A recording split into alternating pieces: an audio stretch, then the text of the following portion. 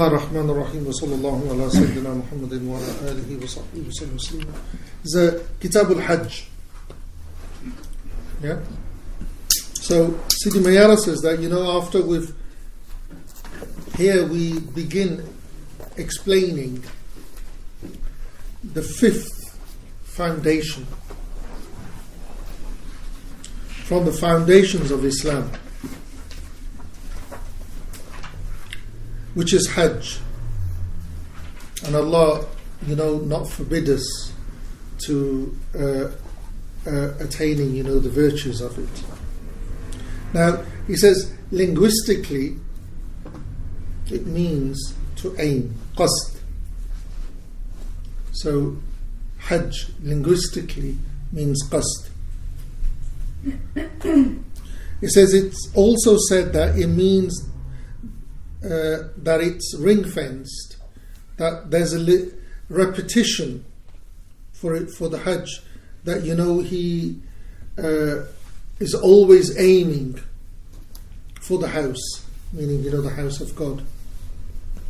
The Shari'i definition, that it's worship that is known. Now this is a really interesting definition, isn't it? Al-ibadatu ma'luma, that worship that is well known. So it's so well known, it doesn't need a definition. Now it has conditions, obligations, sunan, which will come inshallah.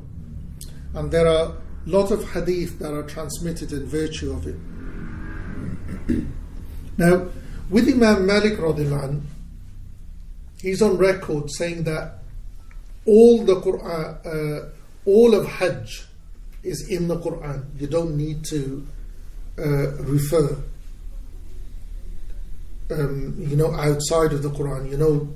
The very foundation and the detail, all of it is in the Quran. Now, has anybody been on Hajj or Umrah? You've been? Okay. Now, what Hajj did you do? Tamattu. Now, why is it called Tamattu? I understand because it's got two separate parts. Okay. What are they? The Ramadan and the Hajj. Yeah. So you're combining from a nafl and a fard. So you combine the Hajj is of three types. There's Hajj Qiran, you can't do it anymore. Saudis will not let you stay there for a year. And that's the Sunnah. Huh? The Hajj Qiran, is that what the Prophet ﷺ... No. There's Hajj Qiran, there's Hajj Tamattu, and there's Hajj Mufrad.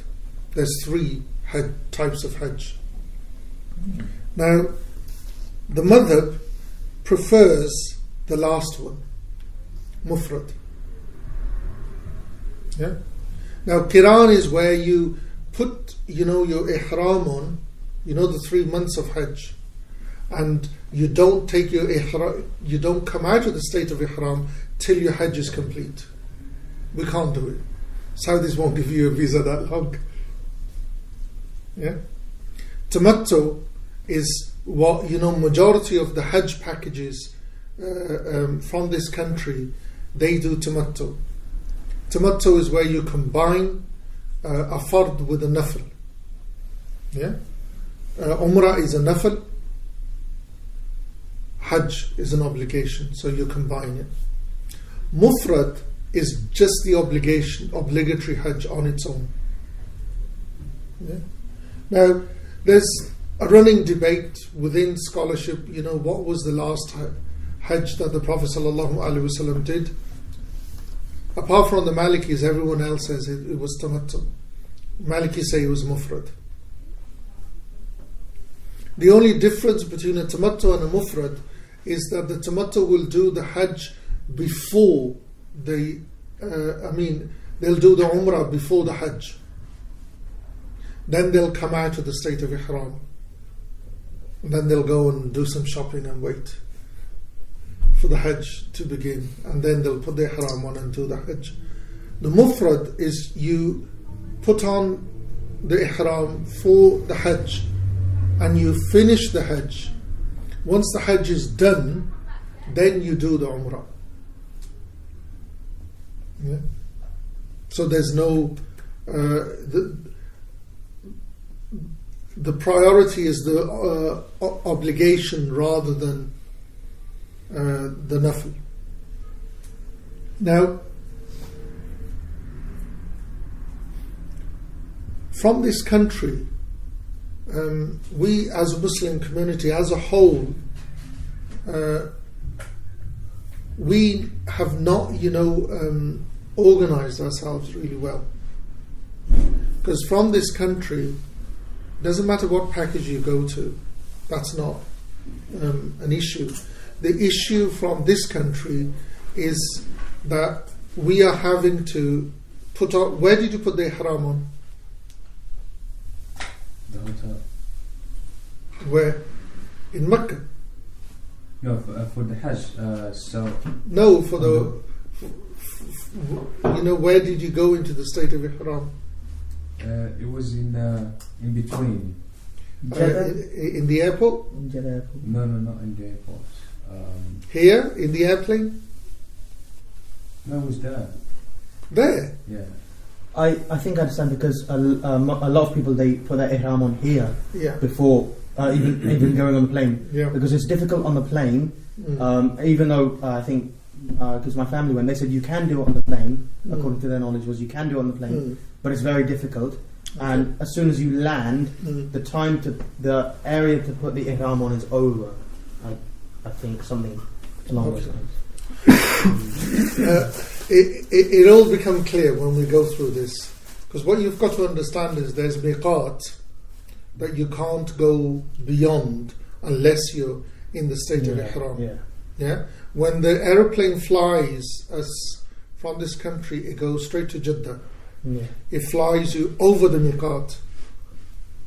Right? Exactly. So you have to be in the state of ihram before you get to the zone. No, before you can't go past the miqat unless you're in the state of ihram.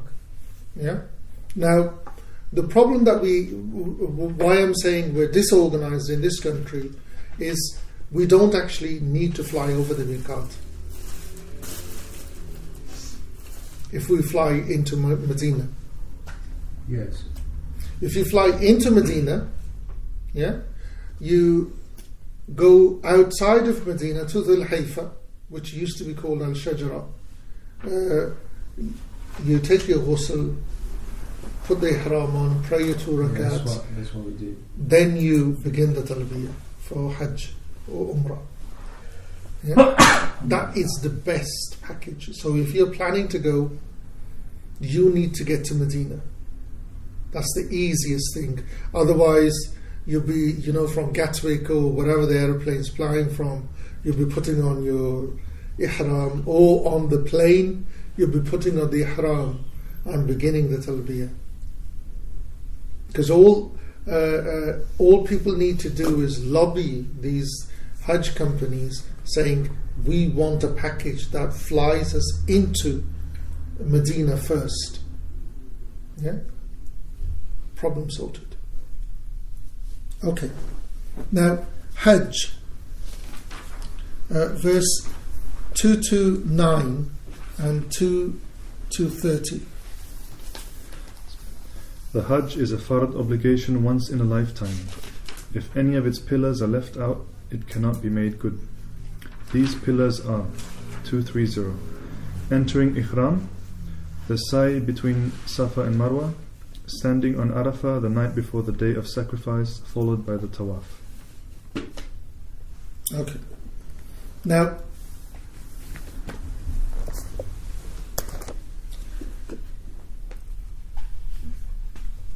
the Hajj, is once in your lifetime. The obligation of Hajj on mankind is once in their lifetime. And Hajj has arkan. Arkan, the terminology here, when in the text the word arkan will be used is a synonym for fard. Just in the book of Hajj, arkan equals the obligatory elements of it. Now the obligatory elements of Hajj are two types. The arkan, if you miss them, they cannot be repaired. Yeah. Then they are, the wajib or fara'id, which will come later. They can be repaired by a sacrifice, but the arkan, they cannot be repaired. Yeah. If you leave one of them, you've left all of them.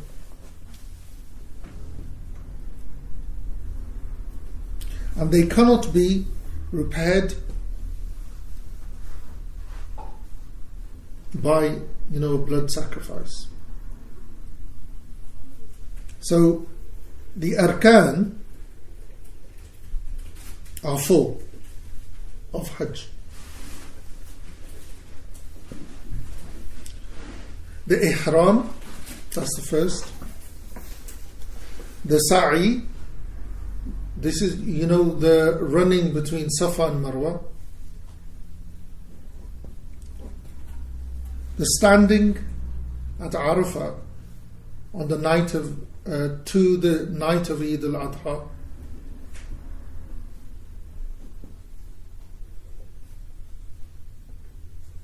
And the Tawaf al-Ifada.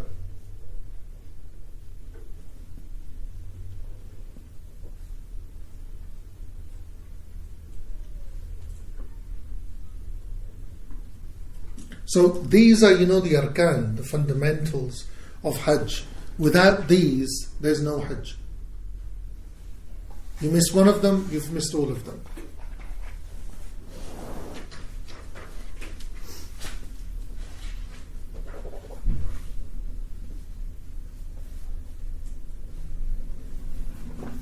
You'll find that, people will say that Hajj is Arafah. Have you heard of this? That's actually true. You missed that, you've missed everything. Now, the standing on Arafah is a wajib. You stand,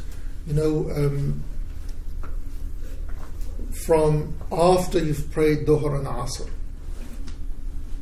And you pray Dhuhr and Asr, when Dhuhr, after Zawar, the time of Dhuhr kicks in, the Imam will do 2 khutbahs, then there'll be a Jamaat for Dhuhr and Asr, Qasr, and then you stand for the whole day, well, not the whole day, half of the day, from Zawal till sunset.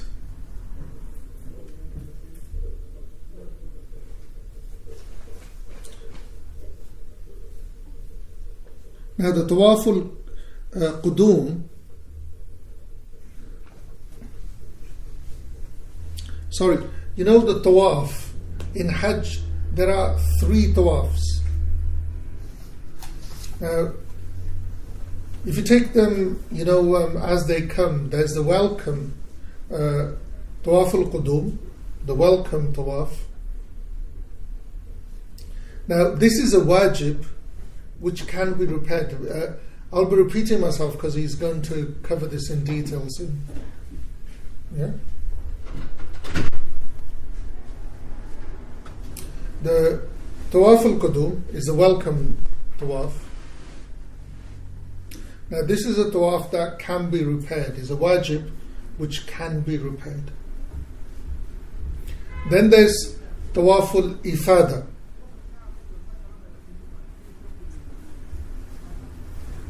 Yeah? This again falls in that category. No, sorry. Tawaf al-Ifada is not. Yeah? Tawaf al-Ifada is, you can't do, you have to. Then the third one is Tawaf al-Wida. The goodbye. Farewell.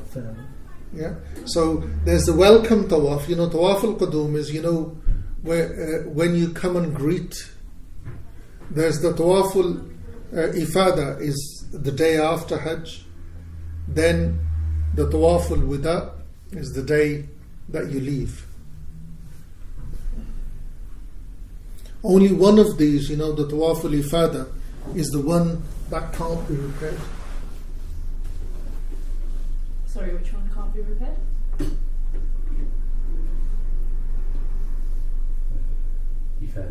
Ifada. Oh, okay. And the tawaf al-Wida is recommended.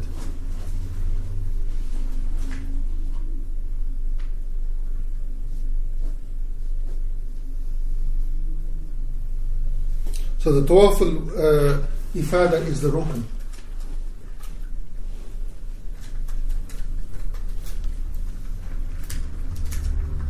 Now,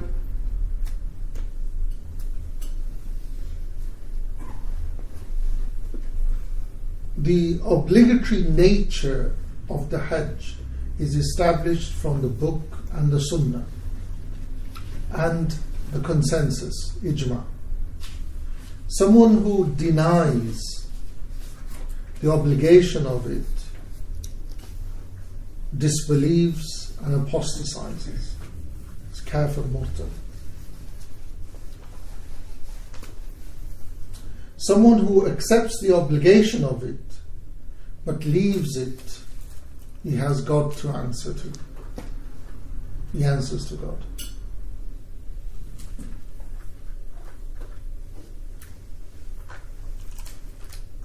Now, the obligatory nature of Hajj is limited to istata'a.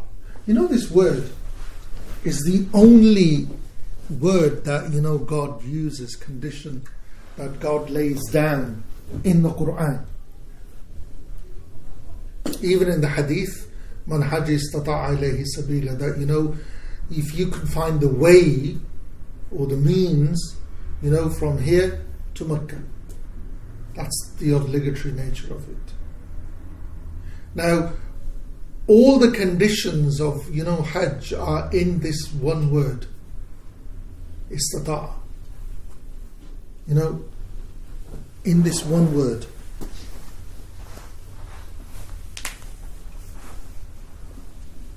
Now, is the obligation, is it immediate or can it be delayed? Yeah. So, on it being immediate, there's two positions.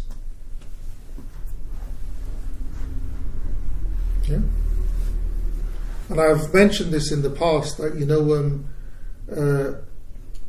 Imam Ali alayhi salam transmits from the Prophet sallallahu alaihi wasallam that someone who has the means to do Hajj and chooses not to, the Prophet ﷺ says, let him choose another religion.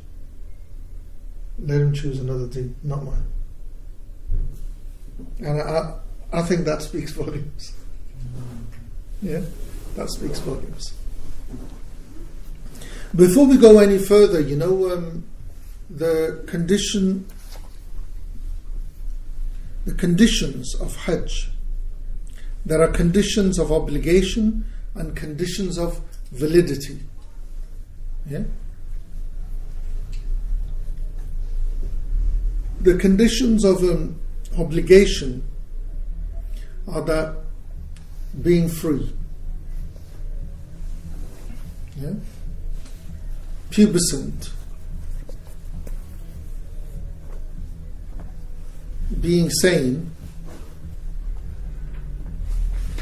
And having the means, that word is istata'a. Having the means to get there. So it's not an obligation upon a child, someone who's not pubescent, someone who's not sane, and someone who doesn't have the means. But that does not mean that, if those people were to do a nafil Hajj, that would be fine. But those people are not under obligation to do an obligatory Hajj.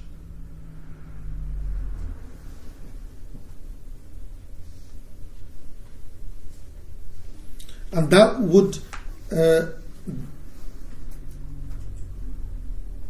for instance, if someone from those category made the intention to do, an obligatory Hajj, for instance, a pubescent, someone who's not pubescent, just because they've made the intention to make a obligatory Hajj and now they've done a nafil Hajj, doesn't mean that the obligation has been lifted, because the obligation isn't on their head yet.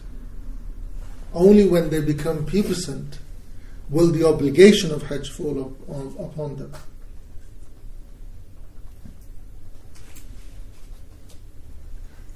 So if like a 5-year-old child done Hajj with the intention of it being his obligatory Hajj, he'll still have to do it once he's... No, because there's no obligation for him. He's 5 years old. So that won't be his box tick then? No, he can't tick. There's no box to tick. He's got to wait till he gets a box to tick. Okay. The box will only be ticked. He'll only get a box once he or she becomes pubescent. Yeah? Once he'll get the... if a 5-year-old does it, guess who gets the reward of it? The parents? The parents. So it all goes in their parents.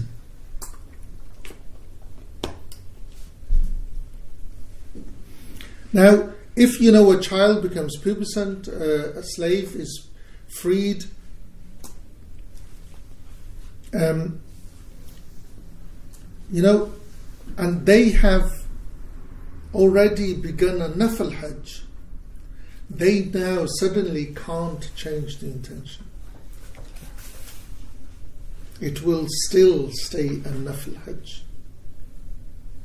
The obligatory, the obligation of Hajj will still remain on them.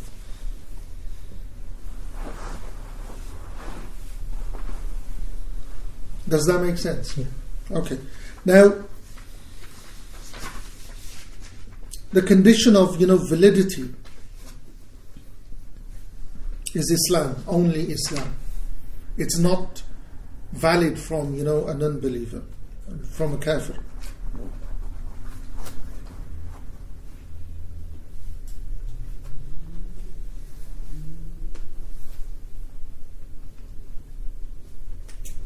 Now, this word istata'a means that you have the possibility to reach Mecca without a great difficulty, and with the ability to pray the 5 prayers in their allotted time, Shari time, on the journey, without any missing any of the fara'id of the prayers, with safety of their self, their wealth, from being robbed or kidnapped or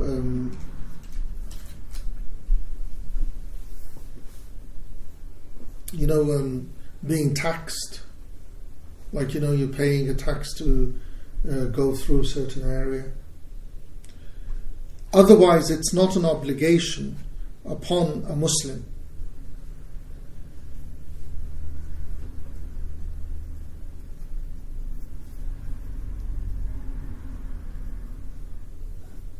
So does that make sense? Or shall I go through it again? Can you repeat that last point again? Okay. So, istata'a. Istata'a is the possibility of reaching, from wherever you are, arriving in Mecca without immense difficulty. Yeah? With the ability to pray your 5 prayers within the allotted Shari'i time on the journey without missing any of the fara'id, the obligations of the prayer, being safe within your person and your wealth from being robbed or taxed, like paying a tax to, yeah. Otherwise, it's not an obligation unless there's a custom or tax paid that takes them from them. So unless someone can they buy their safety, for instance a company or an individual takes them from A to B, guaranteeing their safety, and they pay for that.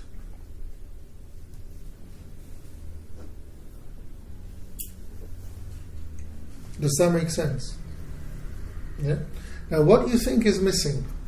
I think the sisters should answer this. In this whole thing in istita'a, what's the thing missing, which people will usually say women can't go? Is there with a mahram or not? There you go. Oh, yeah. Not there. The condition of mahram is not there. Not for a fard hajj. Woman does not need a mahram, just as a man doesn't need a mahram. Yeah? Because the word istata'a says that from you get within safety without great difficulty from A to B. Yeah? From here to Mecca in safety, and you can fulfill your obligations of prayer without missing any of the fara'id out on the journey. You and your person and your wealth is safe, even if you have to pay protection money. So if your safety is going to be secured by paying someone to look after your safety, so you can fulfill the meet this journey, then the obligation will still be there. If there's no one who can guarantee your safety, the obligation of Hajj is not there. There is no mention of mahram. Yeah? Imam Malik radhiyallahu anhu, if you get the opportunity, go to Kitab al-Hajj of his Muwatta. He has a chapter, woman travelling without a mahram for an obligatory Hajj. And he says that if the understanding of the madhab is that if you're married, your husband can't go with you, whatever reason, you've got the means. He says, look, here the money, or the wife says, I've got the money, and he says, I can't take time out, I can't go. It's fine, go. Now, what the madhab says that she should have a companion with her, a female companion. Yeah? So there's someone that can look after, not literally look after her, but she has someone from the same sex to keep company. Because there are certain needs that women have that only women can know. Now, in our scenario, I know certain companies, Hajj companies, will take women without a mahram. How they work this out is that there's so many men on their own. So if at the counter says, who's her mahram? This is my turn. That's it. So the Saudis require. That's if they're in the mood. Okay. You've been. At the. It's always a young man. You never get older men. It's always a young man who's either come out of college or something, and he's sitting there half the time he doesn't know what he's doing. So if you feel like it, he'll ask. Otherwise, no. We had two ladies without mahram in our group. There you go. But I think if it's Umrah, the Saudi government dictates the age should be over 45 for the women to travel, Okay. But for Hajj is okay. They allow it without mahram. Okay. Without a mahram? Yeah. There you go. Because in Hanbali fiqh and Shafi'i fiqh is the same position. Only with the Hanafis, they laid the condition that a woman can't travel on Hajj without a mahram, or any other journey which is more than 50 miles. They won't allow a woman to travel. So just touching on the miles, I didn't know there was a difference between Arabic miles and it's very academic, but there is. Okay. Because what happens is that the whole mile thing, it's not Arab, and it's not. It's not Arab or Western. It's definitely not the Romans.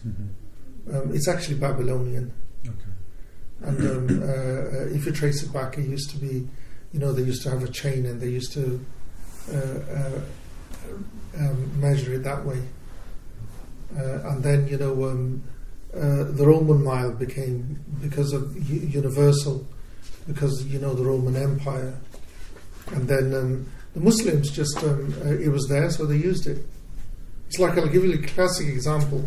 We covered it when we did the chapter on zakat. The dinar. Is it Arabic? Is it Shara'i? You'll hear the word, the golden dinar. It's Roman. Dinari. The Roman dinari, the piece of gold, because that was, Roman currency. It's like, the currency now, what's the world currency? US the American dollar. So if we start talking about currency, we'll say dollar. That's what it was. It's like, the piece of silver, we call it dirham.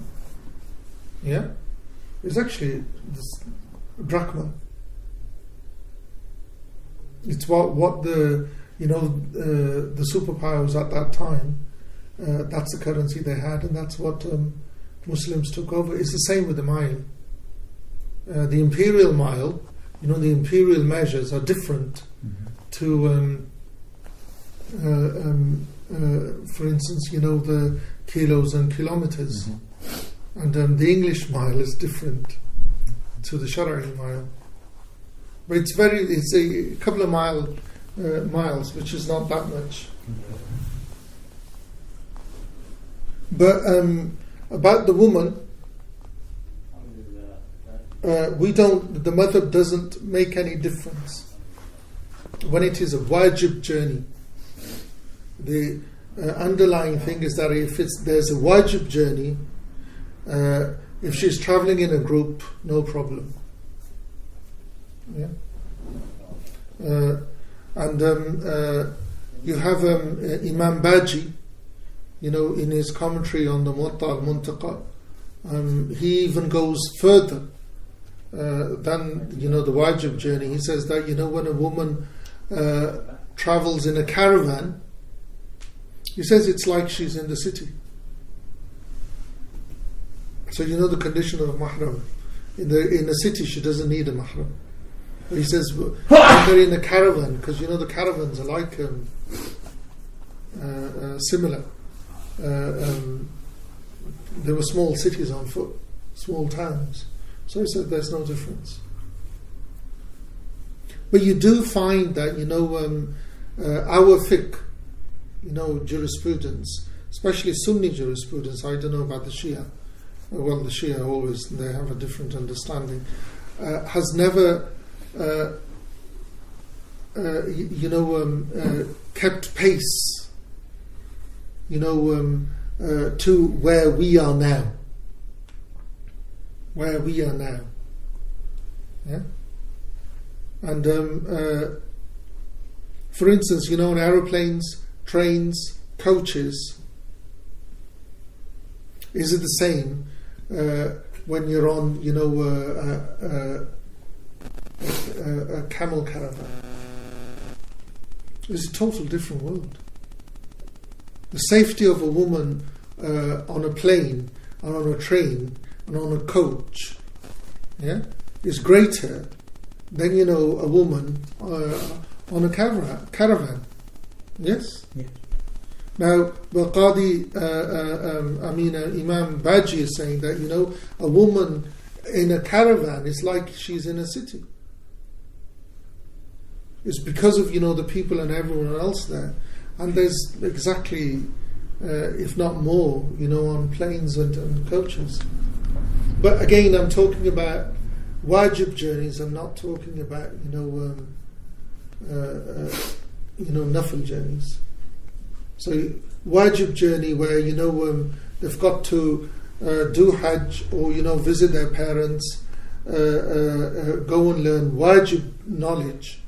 They don't need a mahram, and Allah knows best. That hadith that people bring forward that a woman who believes in Allah and the Prophet ﷺ shouldn't travel without a mahram for 24 hours, and all the other hadith, Imam Malik says they're nothing to do with wajibat, they're to do with nafil journeys, and that's the context they should do. Are we okay so far? Yeah? Okay. Now we're going to take a big chunk. We've dealt with, the arkan. You got to keep understand that, these arkan are the ones that can't be repaired. Yeah? So the next chunk we're going to move on to is the wajibat, which can be repaired. Yeah? So this is verse 231 to 236.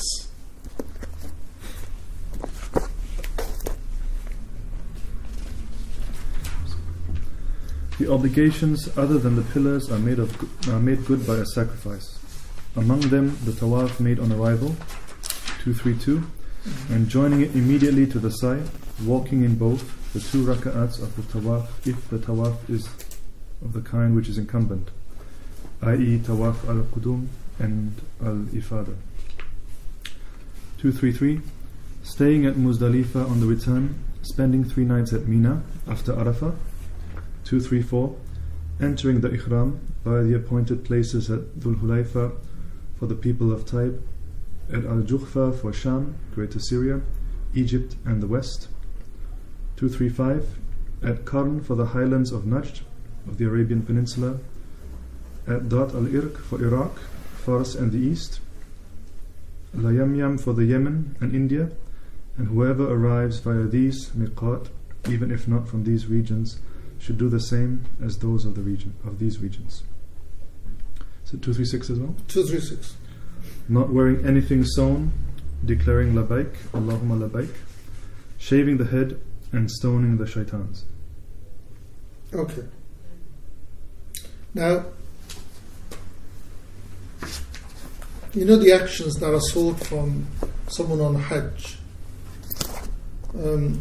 they can be divided into 3 categories, 3 divisions. So the first division are, the arkan and wajibat, which cannot be repaired with a blood sacrifice. And those are, the 4 that we've covered before. I can't see you clearly, so don't worry if I keep looking. I'll put them on in a minute. The second division are the wajibat other than the arkan, which can be repaired with the blood sacrifice, which we'll be going through in a minute.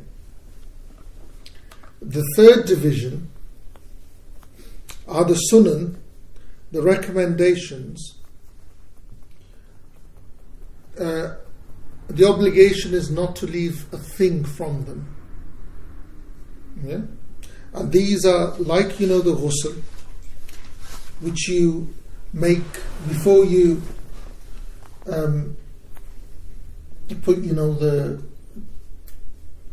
ihram on, kissing the black stone. Inshallah, they'll be mentioned when we get into the description of the Hajj. Now, the author is not going to go into detail into this category as much as he's going to go into the first two categories.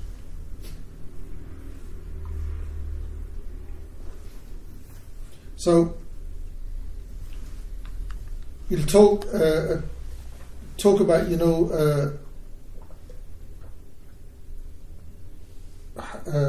hunting when you're on Hajj, or the nikah, or things similar to these. He doesn't go into that much detail into this category because they fall into the third category. Now, where the author has mentioned that the wajib, which can't be repaired by blood, they're the arkan. So when you repair with blood is meant a hadi. A hadi is a sacrifice of an animal. Now, if you leave one from them, you have to give a blood sacrifice. So, is a budna. A budna is a big animal. Is usually a camel, a cow, or a goat, or a sheep. They're either slaughtered or speared. Has anybody ever seen the spearing of a camel? No? YouTube is amazing. It's literally, it's a really sharp knife or a spear. And here at the bottom of there, that's what's speared.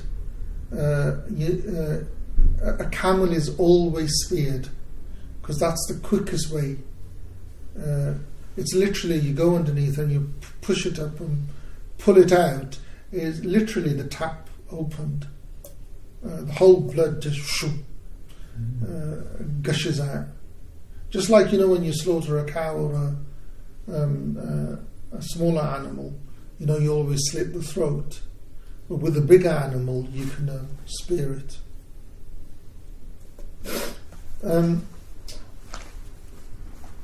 Now, this sacrifice is for the masakin, for the abject poor. The meat is distributed to them.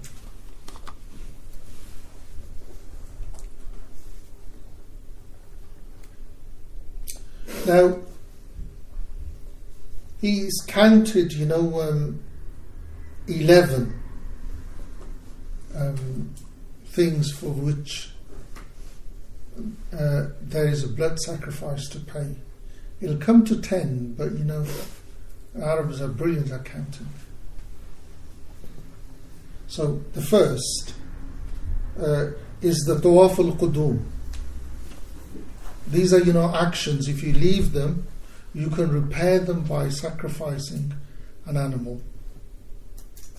Yeah. The first of them is the tawaf al-qudum. The tawaf al-qudum is the welcome tawaf.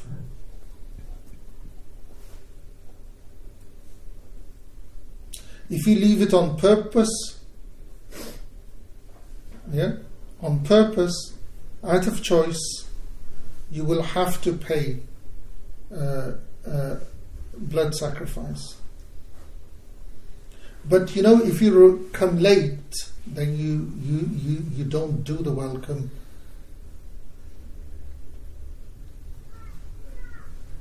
So as long as you don't fear that you'll miss, the wuquf, the standing at Arafah, then the latecomer, it's an obligation upon him not to do the tawaf al-qudum.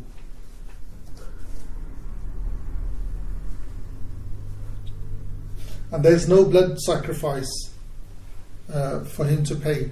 Also, if he genuinely forgets, there's no blood sacrifice.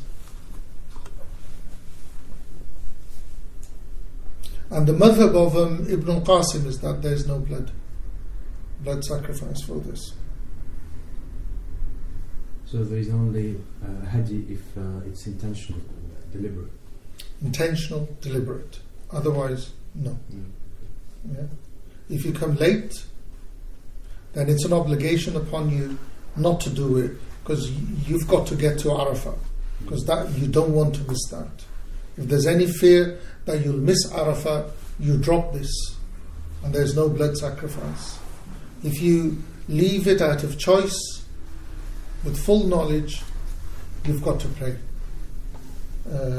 You repair it by sacrificing, blood sacrifice.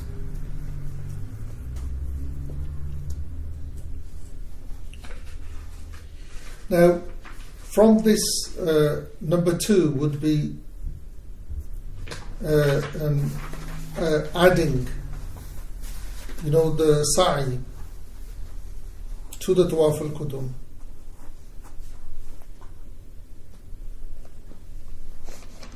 This is between Safa and Marwa.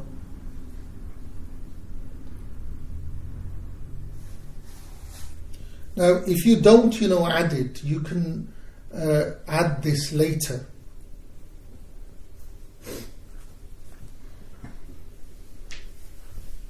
But if you leave this in totality,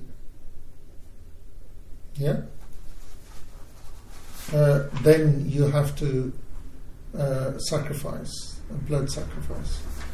For the sa'i? For the sa'i, if you leave the sa'i, you have a choice, when you get there, with the tawaf al-qudum, do a sa'i. Okay, you're in a hurry, you forget this, you can come back and later do it. But the sa'i is where you leave it totally. I mean, the blood sacrifice, if you leave the sa'i out totally. Even if it's a rukn? No, sa'i is not a rukn. Okay. Sa'i is not a rukn. Because look,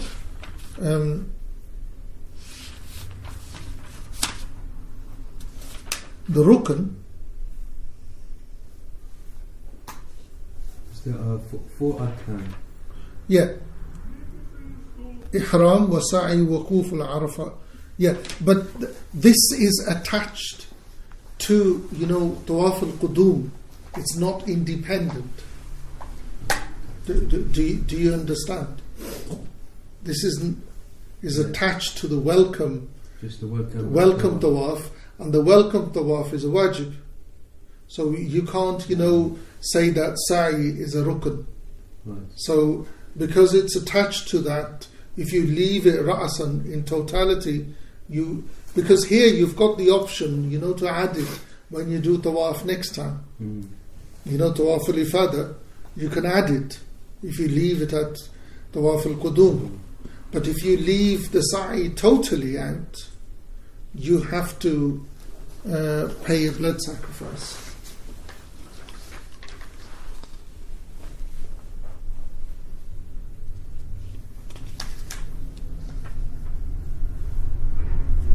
And again, this is conditional that you're not a latecomer. Because if you're a latecomer, then it's a condition that you leave the tawaf and the sa'i and go straight to Arafah. Yeah.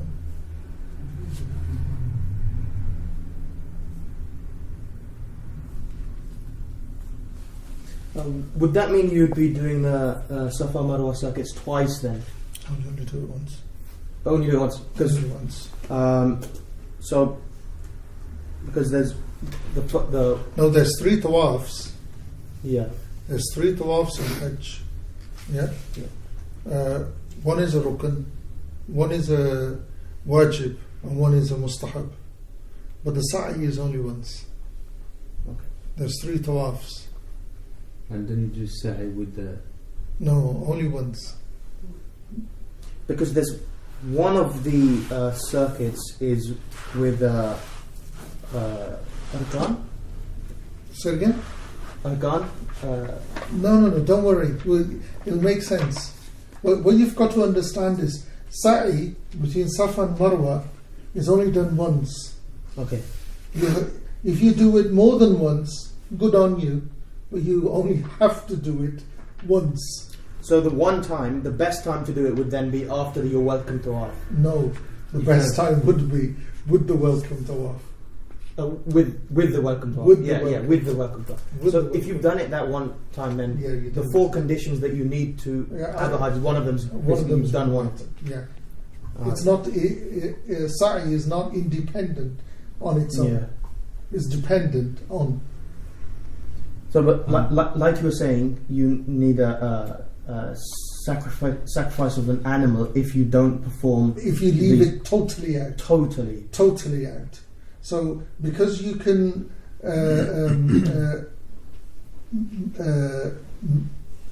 correct it with a sacrifice, I would ask, is it a rukn?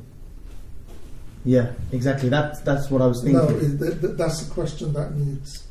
You've answered it yourself. Yeah, but we're stuck with the text. From these, so what number are we on now? 2. So number 3 is walking. Walking in the tawaf and the sa'i. You know, when you're doing the tawaf and you're doing the sa'i, you do it on foot, not on a mount. You know, this was historic now. It's just historic, that's all it is. We will never be able to do this again until, they knock these buildings down. Before, at the time of the Prophet ﷺ, the Prophet ﷺ did the tawaf and the sa'i the tawaf on his camel. The camel went round. Yeah. You can do it if there's need. Yeah. For instance, now the disabled people, they have the wheelchairs. Even in the sa'i, there's that in the middle. There's that special lane just for them. You pay for someone to push you, or if you have a relative, he can push you. Otherwise, someone does it for you. But if there's a need, you can do it on a mount. Otherwise, the sa'i and the tawaf has to be on foot.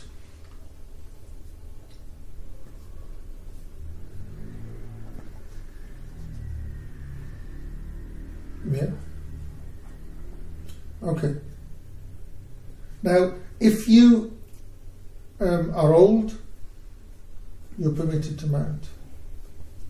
If you don't, if you mount without a need, you would have to pay a blood sacrifice.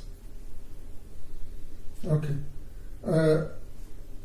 The next one is this number 4. Are you numbering them? Yeah. Number 4. The tawaf, the 2 rakats after the tawaf.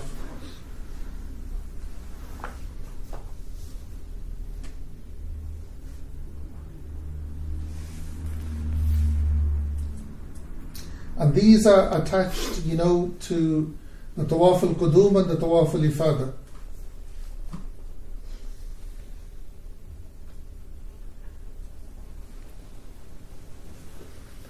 And if you miss these 2 rakats, you will have to give a blood sacrifice.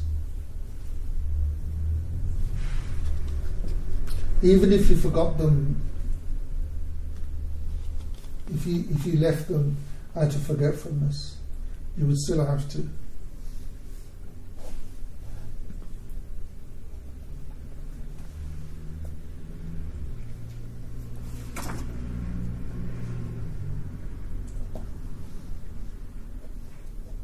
Unless for Tawaf al-Qudum you left the Tawaf al-Qudum. In that scenario, there's nothing to pay because you left the Tawaf al-Qudum out. Tawaf al-Qudum and the 2 rakats. Because what you've got to understand is, when a Tawaf comes, Tawaf has the Tawaf has 7 circumambulations, 7 times around the house. We will go through it in detail, but then you go and then pray 2 rakats. That goes with this. That's 1 tawaf. It's like 2 rakats. You stand, ruku, stand, sajda, sit, sajda. Is 1 rakat. So a tawaf, 7 circuits, 2 rakats.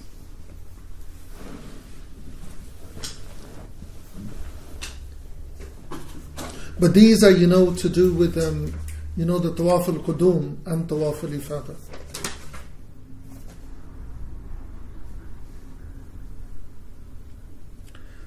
The next is stopping in Muzdalifah when you're returning from Arafah. And this is the night of slaughter. What would be, the night of Eid for us. You spend it in Muzdalifah.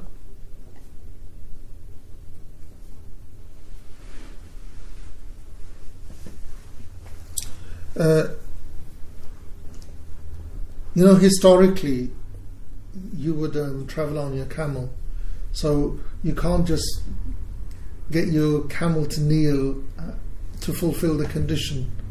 So the camel kneels, you make it stand and you carry on. No, you've got to spend the night in Muzdalifah. Did you spend it? Yeah. It's outdoors. It's outdoors, yes. Yeah. If you leave it, you've got a sacrifice, blood sacrifice to pay.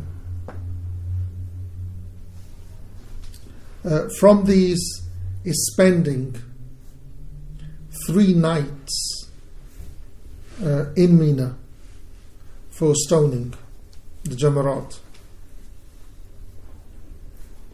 And what's meant by nights is the night after Arafah. So you can't include, the night that you spend in Muzdalifah. Is 3 nights in Mina.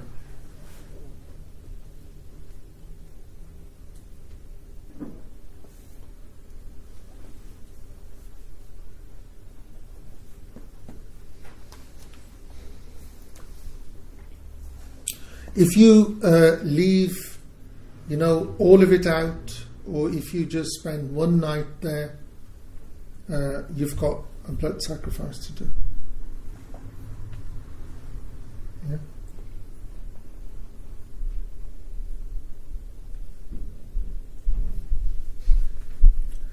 From them is the ihram from the miqat.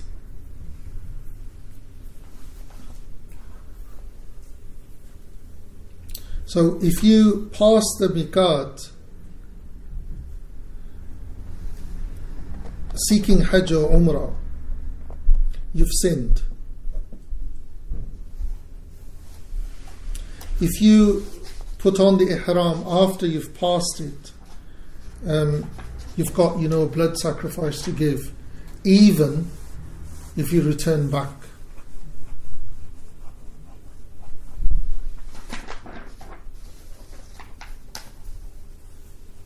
Yeah. From them is having, this is for the man, having nothing stitched on your of clothing.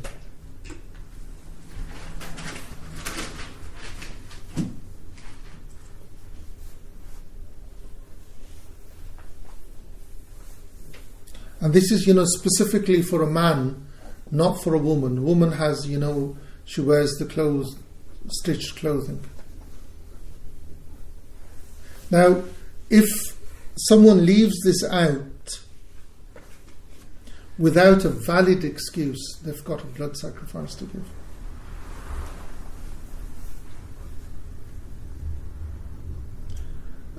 From them is the talbiyah. We all know what the talbiyah is? Yeah? It's the dhikr that you do aloud once you put the two suits of clothes on. We'll go through them, inshallah. We should have time. Okay.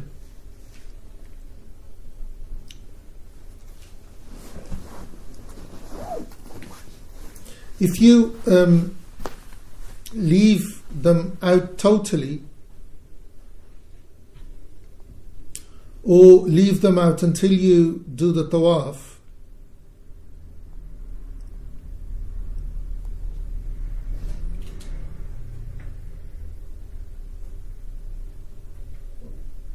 where are we? Or you do them in your first ihram, then you leave them to the rest of it.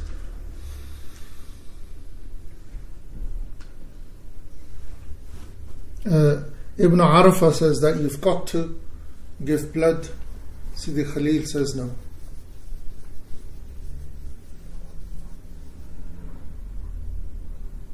So you got two opinions, yes and no.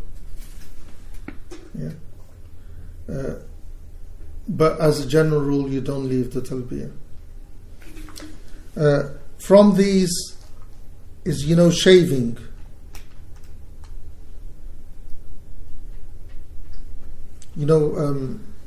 Shaving your head until you leave it until you return back to your home, to your city, or further, or a greater length.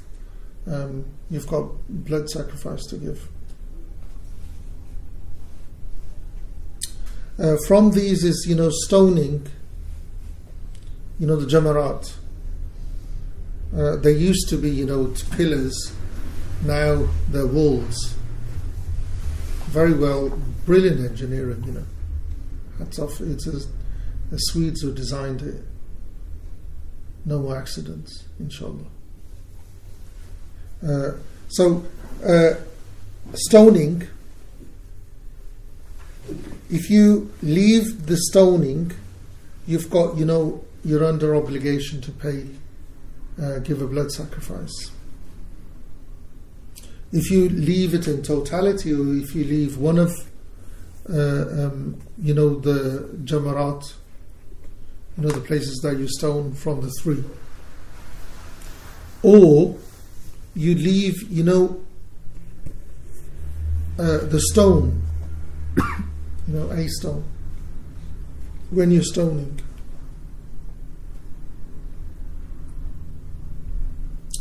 You've got to play. He says God knows best. So how many was that? I always number it 10. The author says 11. How many have you got? Throwing stones is 11. You got 11? Yeah. MashaAllah. And number 10 is shaving or cutting one's hair after throwing stones. Okay. But that's what Sri Laraki. Yeah.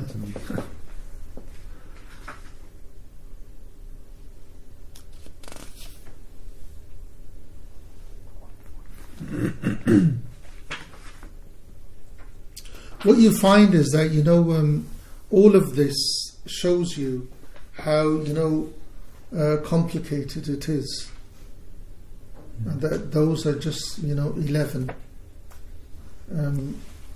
So you leave it, you got a blood sacrifice. You leave it, you got a blood sacrifice. You leave it, you got a blood sacrifice.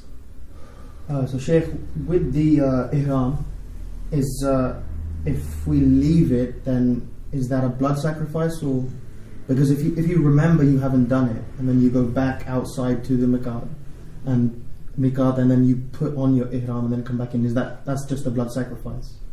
But if you totally leave it out, then your hajj is not accepted. You can't do it. You're not in the state. No, you can't do it. You literally can't do it. Okay, that takes us to the miqat. Yeah. Now the miqat are of two types.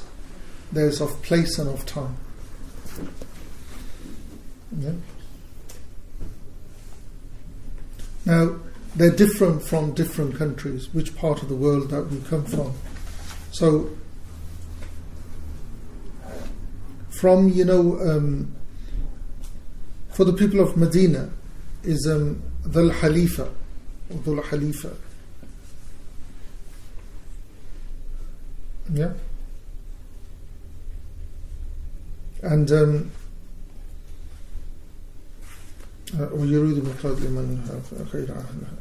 the people of Mecca, they've got Tanim, which is for the people of Juhfa is for the Syrians, the Egyptians, and those who come and people from that side, wara'ahum is Dhul Halifa again. The people. If you're coming from the side of Medina, for instance, us, when we're flying in, for us would be Dhul Halifa. The afdal, the best out of all the miqats is Dhul Halifa because it's from Medina. If you pass that and you haven't, gone into the state of Ihram, you still have a chance. You can go to the next one, which is Juhfa. Yeah.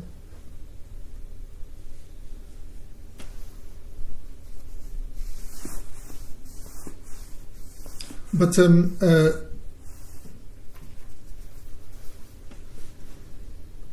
Juhfa is, for the people of Sham and Egypt and those who come from that area. Qarn is, you know what Qarn means? أيوة. No. And that's the miqat for Najd. فهمتني؟ For Najd? Yes. No? You don't understand? Okay. I'll leave it. So this will apply to anyone coming from Asia? No. No?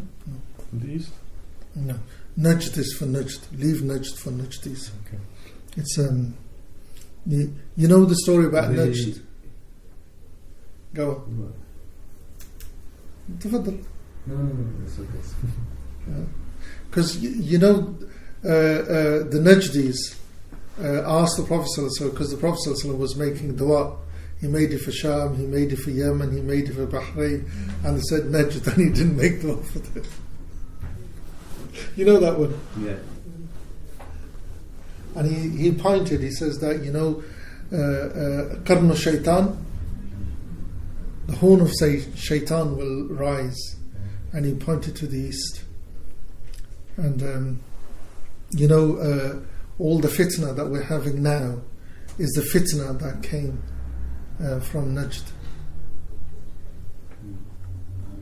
Okay. So Najd, yeah. For the people of Iraq is Dhata Arq, and those who come from that area. Yalamyam is the miqat for the people of Yemen, and this is the miqat for the people of the Far East. Yalamyam, and even for the Indians who come, because historically they used to come by boat. Yalamyam. Where are we?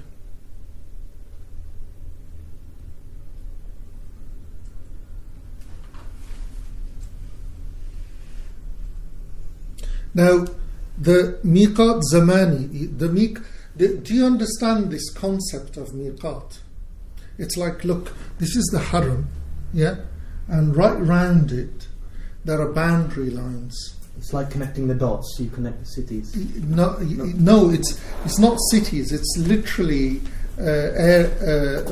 beacons which you can't pass.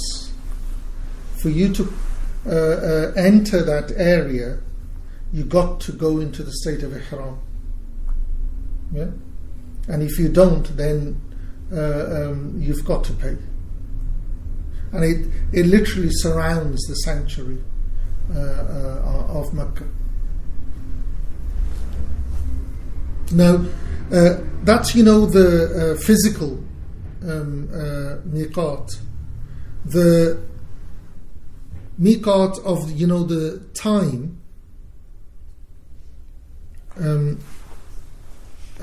depends on if you're going into Hajj either mufrad or qarin. This would be from the 1st of Shawwal, the Fajr of Shawwal, to the day of Nahr, literally, the day after the Hajj. And it's makruh to go into the state of ihram before Shawwal.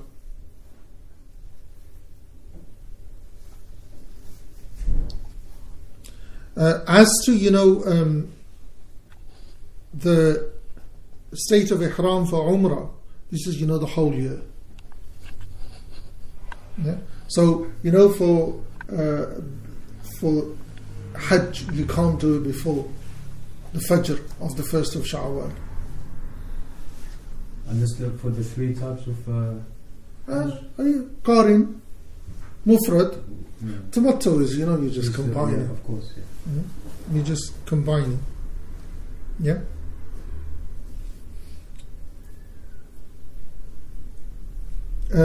As I said, that it's difficult. The Qarin is difficult. They ain't going to let you unless we get rid of them.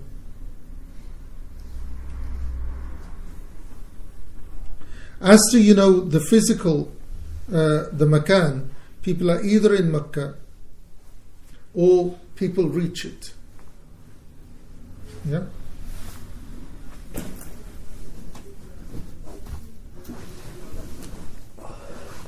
As to the people who are there for Hajj with their families, or if they're resident, it's recommended that they go into the state of ihram from the masjid, meaning the masjid of it's called Masjid Aisha. Have you Tanim? No, it's just outside. No, in Mecca. In Mecca.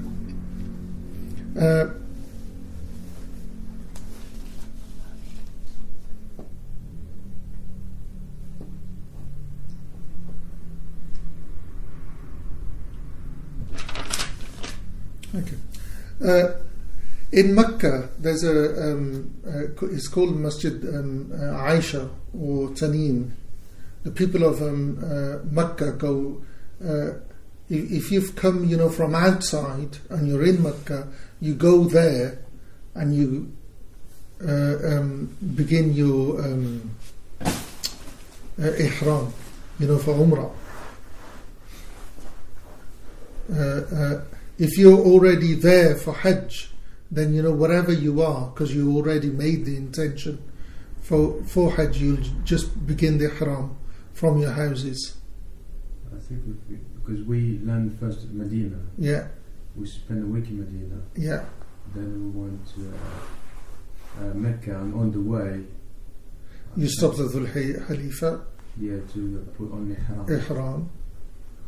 For Tamattu. For Tamattu. You went and did Umrah. Yes. Then you took off the ihram.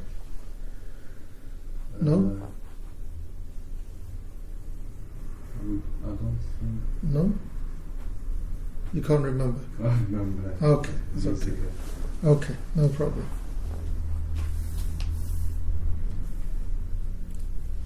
Okay. But so far, I know it's a lot to take in, and there's a lot more to come. How are we doing? Is it too much? No? We're okay? So we got Irkan. we got wajib, which can be repaired, and we've gone through that. We've gone through the miqat, that there's the physical miqat that you need to pass, and then there's the time. You can't begin a Hajj before the 1st of Sha'wal, and once you go into the state of ihram, you can't come out of it till the day after Hajj, once you've stoned. Yeah, Yawm al-Nahr. Okay. 237 242 242.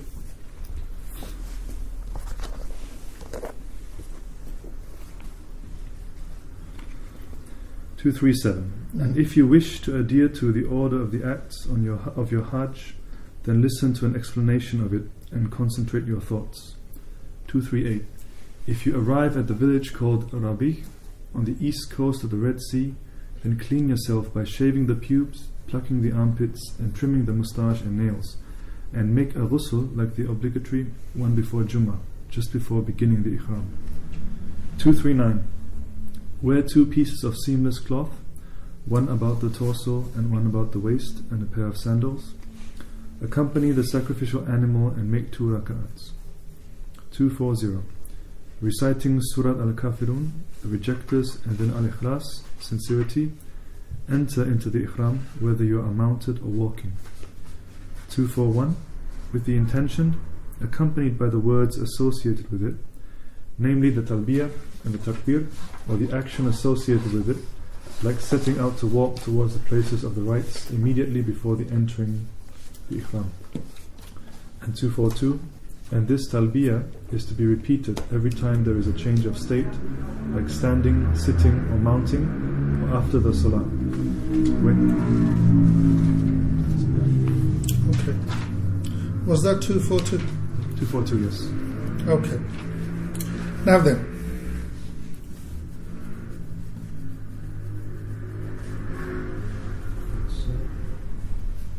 It's cut. The sentence, it's cut in half. Which one? Yes. So it says when you near, and then it goes to 243 Makkah. It goes with the. Yeah. Should I finish it? No. Leave that. No. There's a reason. Okay. There's a reason. Okay. Now then, what you've got to understand here is he's beginning. He's told us the theory now. He's getting us ready for the practice. Yeah? So we need to physically prepare. Yeah? Now, man, woman, exactly the same. What you've got to keep in mind is, in the past, the journey used to be long. So that's the reason why that, you would... if there was any bodily hair from the pubic area or underarms was cleaned. Yeah? The nails were trimmed, clipped, hands and feet. If the man needed to, sort their hair out, hair or facial or moustache, you did it now. In the Maliki school, it's abhorred to shave your moustache. The thing that people keep the beard and shave. Sayyidina Umar radiallahu anh used to whip people for doing that. And the only exception to the rule is this one. When you go on Hajj, they let you shave your tush. Is it tush? Moustache? Tash, okay. Moustache. Yeah? This is the only time, because you will not be able to touch it again. Yeah? You really thoroughly have a thorough cleansing. When you take the shower, when you take the ghusl, you remove all, the dirt that's on your body. So you have a proper clean. only then you put 2 sheets of seamless clothing.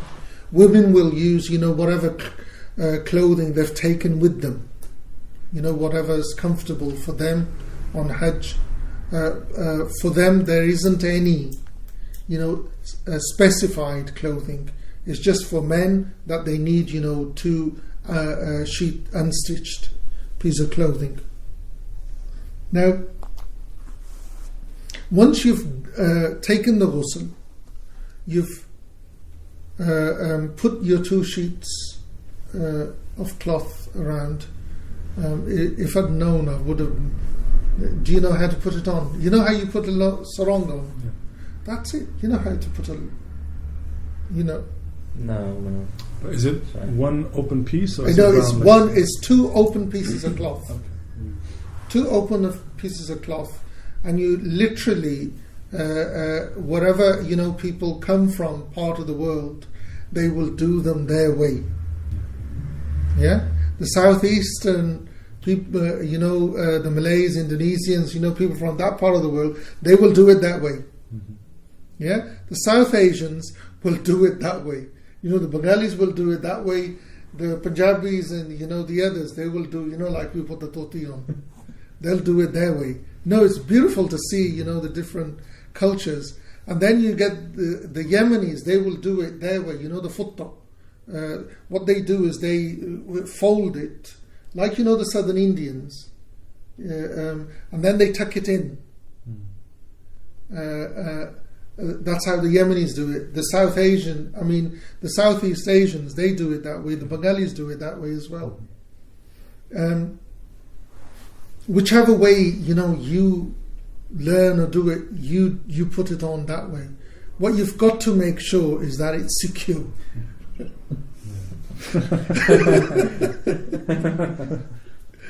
Yeah. The other sheet, you just put it on like a wrap. This thing that people keep one shoulder bare? No. You only need it for the first 3 tawafs. You'll have to wait till we get to the tawaf. We'll talk about it then. You just, like you put a chadar on. That's how you put the top on. Then you'll go and pray 2 rak'ats. Yeah? 2 rak'ats. In the first rakat, you will read after Fatiha Surah Kafirun. In the second rakat, after Fatiha, you will read Qul huwallahu ahad. It's the same, men, women, no difference. Yeah.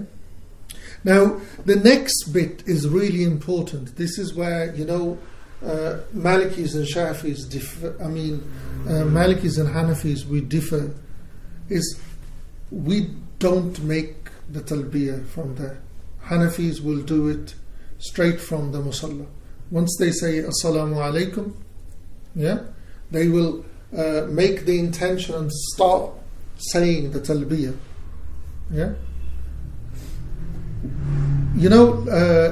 Why we won't do it, we will wait till we, whatever transport we're using.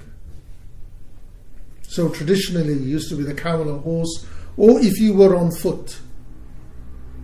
Yeah. So when your journey began, when you set out towards Mecca, then you would make the intention, what Hajj it is, and you start the talbiyah. Yeah.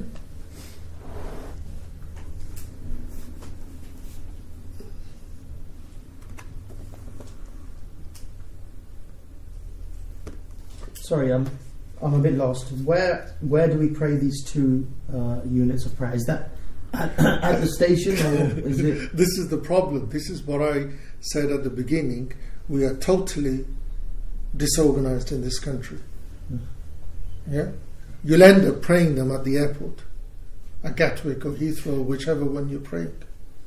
Because where you should pray them is, those miqats. That's where you pray them. Okay. Before you enter, basically. No, before you go beyond the miqat. Right at the onset of the miqat, just before. Exactly. The Saudi government has built these complexes, which has showers, toilets, wudu area, and a big mosque attached to them. So you go there, you take your shower, put your clothes on, ihram on, you pray the 2 rakats, you come back to your coach or car, you sit down in the coach or car, now you begin the talbiyah. Yeah? We've got to do it at Gatwick. Yeah? Could you do it on the plane? Say again? Could you do this on the plane? Where are you going to take the shower? Let's say you've had a shower and stuff at home. Again, you see, it's the whole thing of it's an ibadah. Exactly. And because our scholarship has not got together and told those Hajj companies this is how we want it. Yeah, because we're the market, they're the provider. It's not the other way around. The provider is dictating. Yeah, this is what you're going to get, mate. We should say, take a hike. This is what we want. We're paying. You go and get it. Because there are flights. I know Saudi Air at Hajj season flies directly from Manchester into Medina. From this country, Egypt Air, they fly from here to Medina. Turkish Air, they fly from here to Medina. Air France.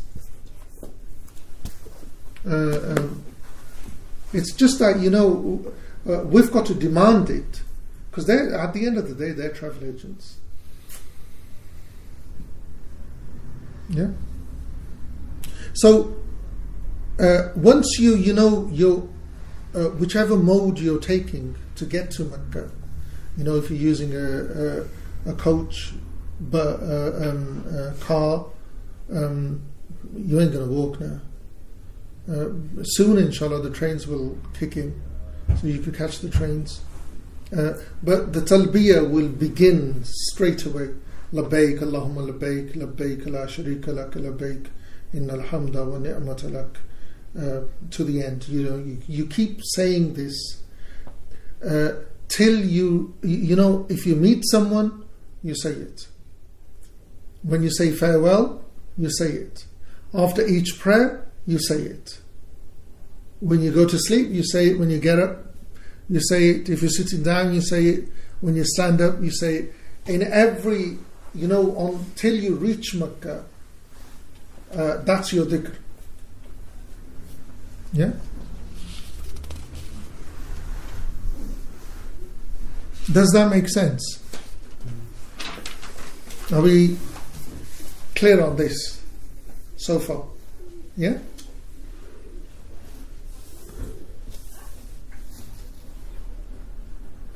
So when you're saying the talbiyah, you've got to be present. No, you've got to be present. The thing I was saying, not past, not future, in the present. Yeah? You don't laugh, you don't play. So you've got to be, serious, and you keep renewing the talbiyah in every state. Yeah? Inshallah.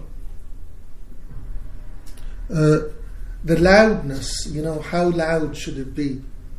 It's not silent, but you're not shouting either. So you've got to know, your context and keep it in keeping with that. So you're not, blasting down someone's ear, but you're not, whispering either. Yeah? So there's a balance in everything.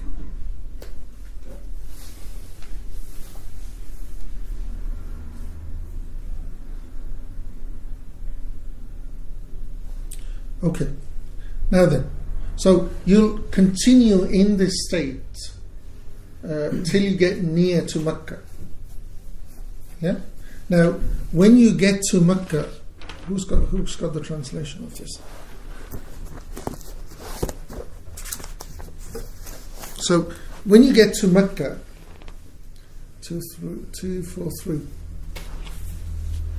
So 243.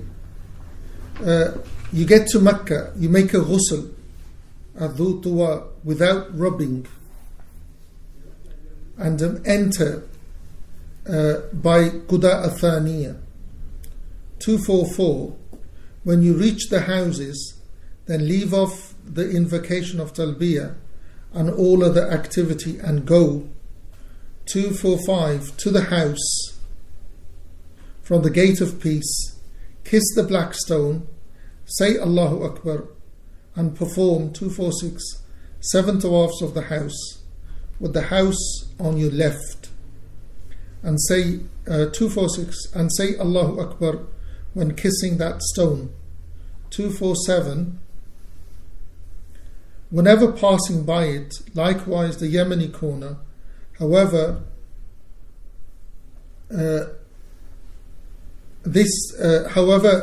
greet this by touching it with your hand and then place it on your mouth and accept this explanation. 248. And if you do not reach the black stone, then touch it with one's hand, place it on your mouth and say Allahu Akbar, thereby following. 249. Walk briskly the first 3 tawafs and then walk the last 4 at a normal pace. Then perform 2 rakats behind the station of Ibrahim. 250. Make as many du'as as you wish at the al-Multazim, and then kiss the black stone. Okay. Now, a lot of this stuff has become academic. We don't have, the ability to stop and take a ghusl anymore. We're limited by the package that we've bought, and what's it called? The government transport, because it's the government transport that they provide you to take you from the airport to Mecca, and then from Mecca to Arafah, and then from Arafah back to Mecca and back to the airport. Yeah. So this, entering,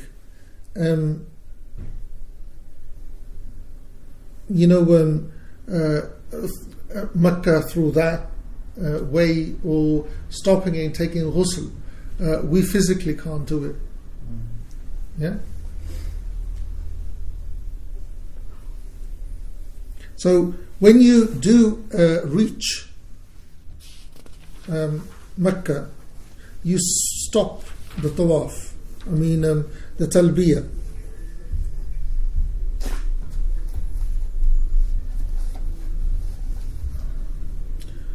You enter and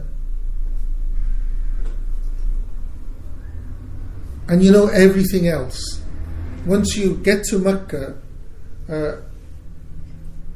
if you're staying in Mecca, what you're going to end up with is going in and booking into your hotel, rather than that's what happens. If you're flown into Jeddah, the coach will pick you up, it'll take you to your hotel, you'll have to fill the forms in, book in, put your luggage away, then you can take a shower. Yeah. Then you can take a shower, then get to the Masjid al-Haram.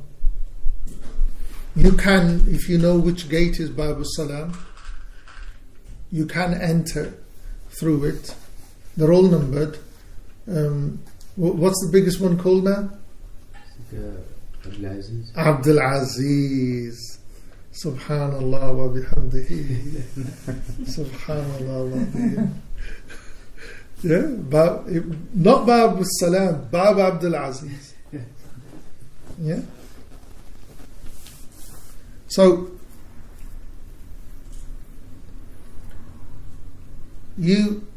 what used to happen now is I was there in 12. At that time, there used to be, a black marble line. This is before the extension. From the black stone, it went all the way to the end of the mataf. The mataf is, the place where you do the tawaf inside. Now they've, I've been told they've got rid of that. The black line is not there. And there used to be, a massive green light. So you knew where is the green light there? When were you there? Year after the 13. 13, okay. I don't know if it's still there then. There used to be a massive green light. You knew from where the tawaf began. Because at the time of Hajj, it's impossible to get to the black stone. And what you've got to make sure is,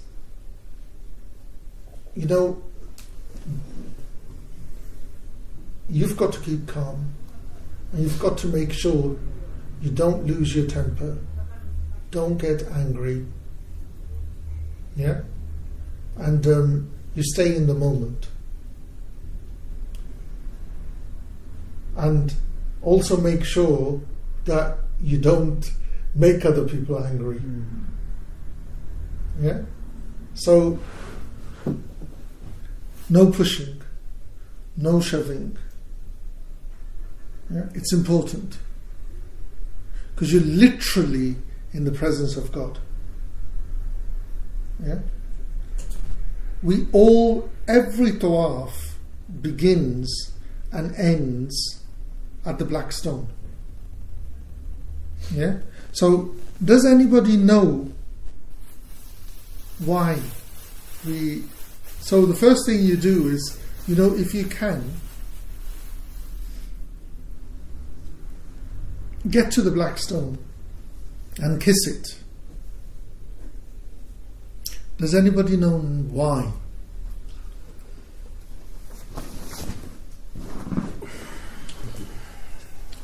No?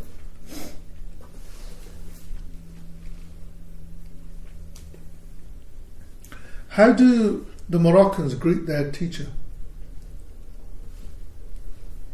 Normally, kiss in the hand. Kiss in the hand. Kiss in the hand. So you're greeting the black stone, essentially. You're greeting the house of God. What I said is, you're literally in the presence of God. You're greeting God. Because you're a guest in the house of No, God. you're a guest. No, God. There's a hadith that the black stone is Yaminullahi ala al-ard. It's the right hand of God. So essentially you're almost saying salam. No, you're saying salam alaikum to God. That's what I'm saying. Yeah, that's what I'm saying. That's what I'm saying. You're greeting God. You're greeting God. That's what I'm saying. You're greeting God. Now, it's a metaphor. It's metaphor.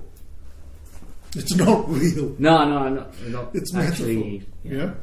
It's metaphor. But the whole thing is, it's historic. It's like, the Catholics kiss the hands of the Pope, the cardinals, the bishops. Where they get it from, the Roman emperors. They kiss the ring. And the church does exactly the same. They kiss the ring. And we've had that for thousands of years. So that's what we do. If you can, and please, no pushing, no shoving. It's impossible.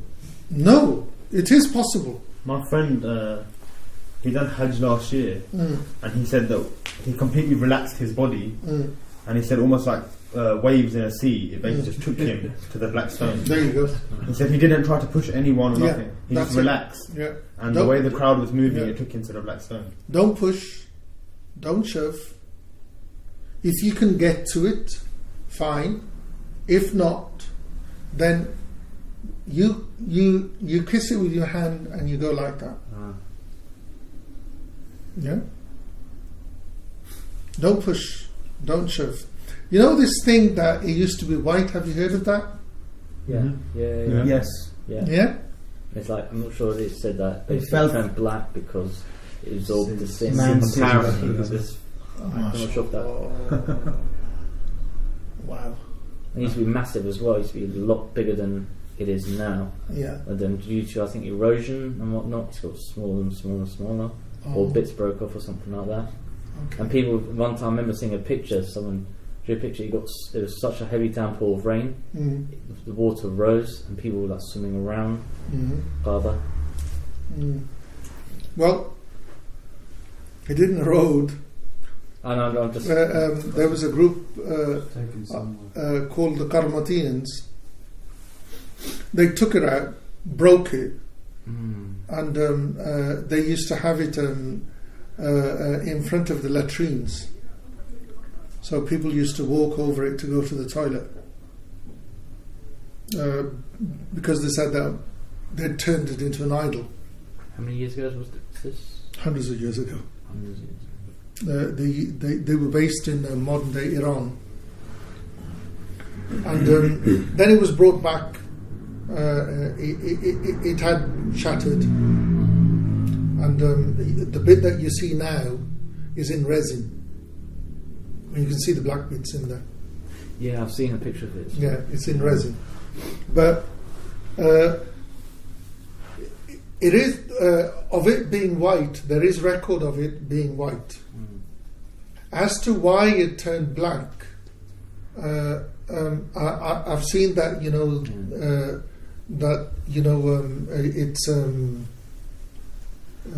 it's scholarly opinion that it's absorbed the sins of the ummah and it's gone black. MashaAllah. They put scent over it. They rub perfume in it. But historically, how has perfume been stored? No, alcohol is new. No. In oil. You rub anything on a white surface, you start rubbing oil on it for thousands of years. What colour is going to go? It's going to stay white? No. That's my take on it. I'm a very practical person. You've got to rule the obvious out, and then where we don't have an answer, yes. Spiritual. Yeah. Do you understand? But that's the practical. It's very logical. Well, the madhab is like that, isn't it? The madhab Yeah, we're very logical people. Yeah. When the obvious, we've ruled the obvious out. Okay, now there's something. Yeah. Okay. So for the first, you go in. You see something that this is not going to cover.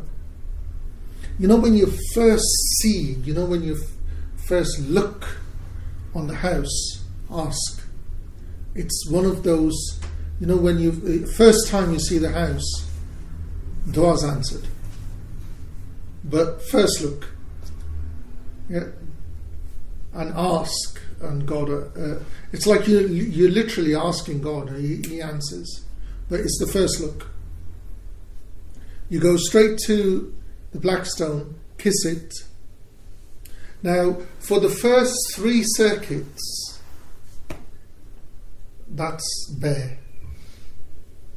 Only 3 circuits. For men only. Yeah? Left is bare. You first 3 circuits, you do a rummel. It's like a fast walk. You can't jog. There's too many people there. Impossible. Even fast walking is going to be difficult, but you go through the motion of walking fast for the first 3. Yeah. When you're going anti-clockwise, so the house is always on your left. You always make sure you are literally an arm's length away. Never get closer than that. If you see the photos of it, there's bits of white marble at the bottom, on a curve. Should be nowhere near those. So if you stay, an arm's length, it's good. 3 times.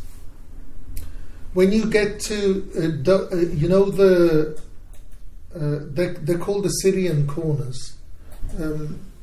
It's like half a shoe. Rounded, you must have seen it in the photos. The raised, white. Never go inside. Go round it. When you come back to the other end, there's the Yemeni corner. Yeah? That you go like that and put it on your lips. If you can touch it, fine. Again, no pushing, no shoving. Between these this wall, the Yemeni corner and the Hajr al-Aswad, رَبَّنَا آتِنَا فِي الدُّنْيَا حَسَنَةً وَفِي الْآخِرَةِ حَسَنَةً وَقِنَا عَذَابَ النَّارِ. That's the dua you make. This text will teach you no duas, because there's no duas that are specified, but this is the best dua, and that's the best place to make it. Yeah. So you begin from the black stone, kiss it. 3. Every time you come to the Yemeni corner, touch it, put it on your lips, or if you can't, then indicate. Black stone, touch it. If you can't, put your hand out and then put it on your lips. 3 times. Yeah. Then, cover your left shoulder, and then normal 4 circuits. But you don't have to rush like in the first 3. When you get to the Yemeni corner and the black stone, with the black stone you put it out and put it, and with the Yemeni corner it's the other way around, and the dua in between. There is no specified dua. You can take a book of dua with you, or God understands all languages. Yeah, but this dua, رَبَّنَا آتِنَا فِي الدُّنْيَا حَسَنَةً وَفِي الْآخِرَةِ حَسَنَةً وَقِنَا عَذَابَ النَّارِ. It covers every angle that you can think of, and is general, not specific. Yeah.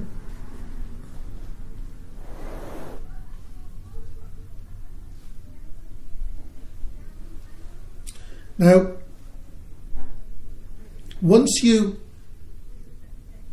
have done this 7 times,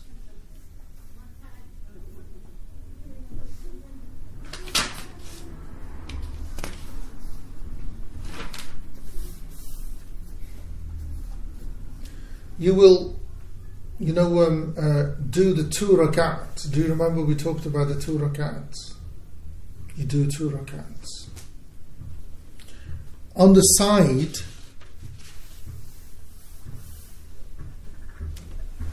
of the Maqam Ibrahim. You heard of the Maqam Ibrahim? It's the foundations for the original house. No. Where Ibrahim alayhi salam put the first stone? No.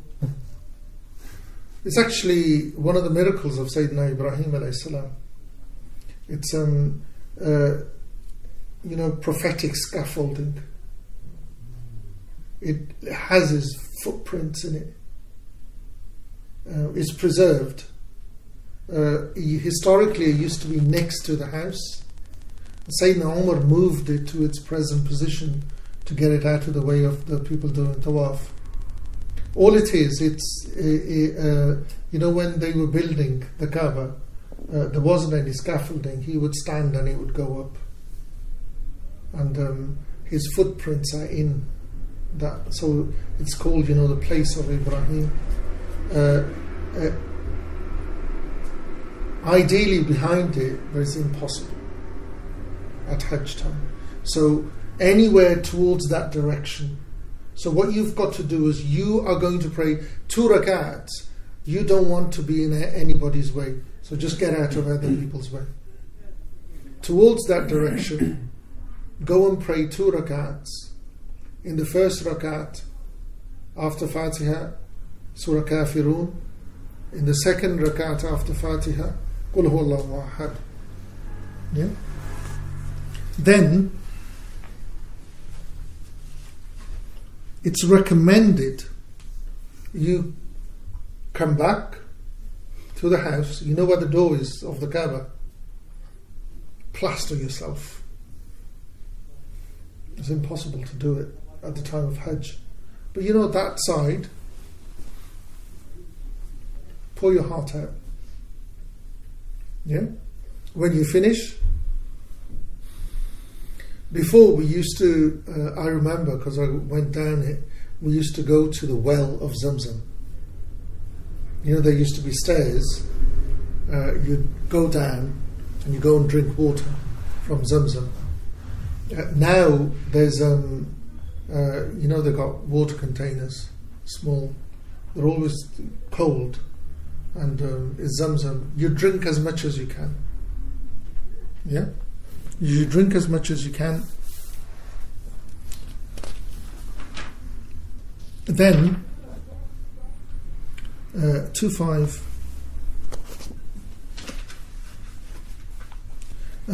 What you know, the author says that, you know, if possible, kiss the black stone again. No chance. Yeah. You know, you do make du'as at the door, kiss the black stone. Then he doesn't mention drinking of the water, but that's what happens. Then you go to Safa and Marwa, which is where we 251 to 254. Okay. 251. Then go out to Safa and stand facing the Kaaba. Exclaim Allahu Akbar and the words of the Labbaik. 252. Then make the sa'i to Marwa and stand there like at Safa and make great haste, for this is following the Sunnah. And Batan al-Masil between the 2 green markers. 253. Standing 4 times at each of the 2 and complete the 7 going to and fro. 254. Make dua as much as you wish during the sa'i and tawaf, and at Safa and Marwa in a state of recognition of your wrong actions. 255 as well? No, 254. Okay, that was it. Okay, so here, when you've, you know, finished from the tawaf and you've kissed the black stone, you come out to Safa.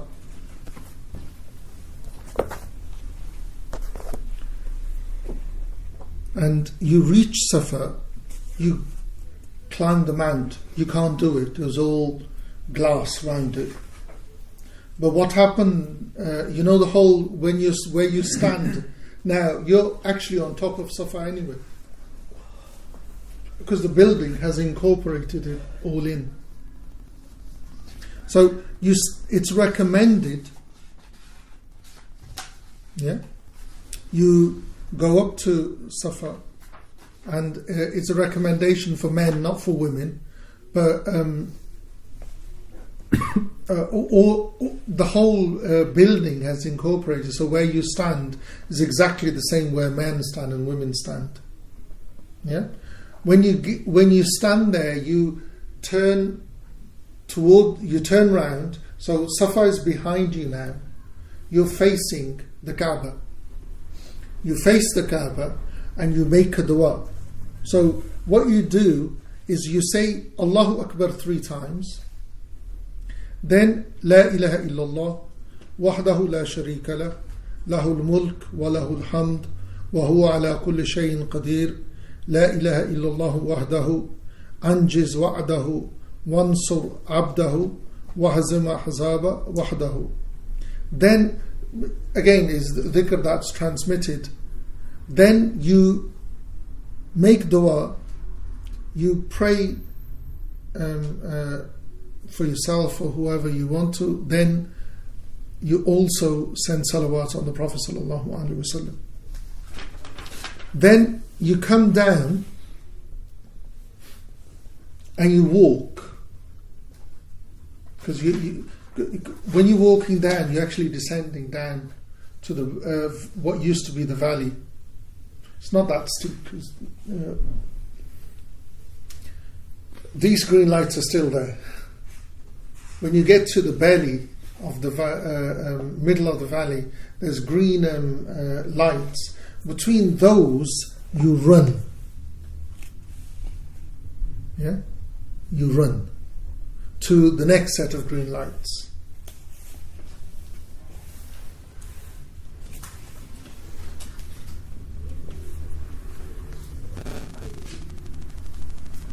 So it's, a proper jog rather than, the Ramal was, fast, walking fast.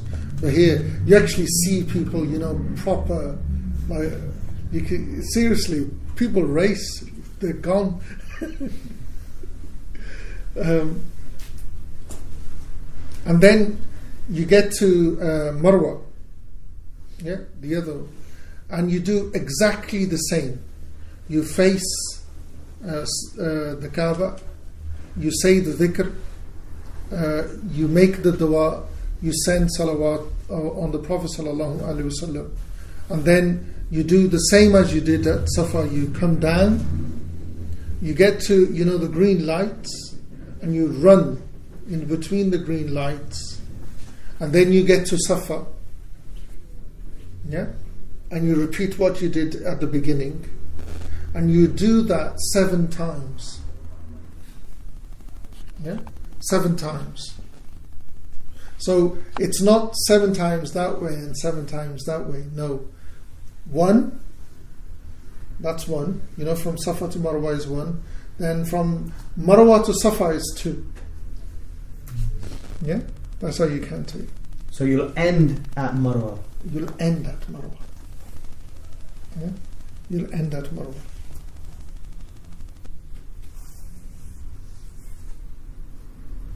Yeah? So that is your Tawaf al-Qudum done. Yeah? That's Tawaf al-Qudum.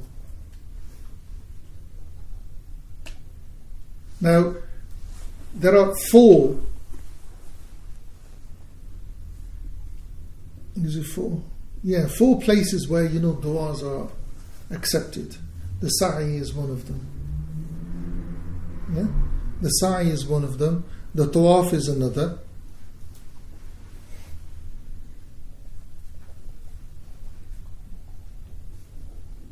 And Safa and Marwa as well.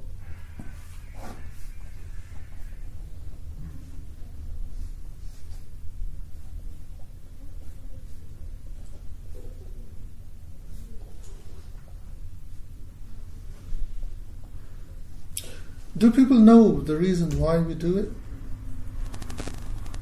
Apart from we've got to do it. Because of Hajar and Ismail. Yeah. She was in her despair. She Hajar ran the circuit, as we do now, to search for water for Ismail alayhi salam. Yeah. And those 2 mountains, they're signs of God. That's how God describes them in the Quran. Sha'ir Allah. They're the signs of God. Because the Sahaba wouldn't do Safa, they wouldn't do the Sa'i. Because there used to be idols on top of them.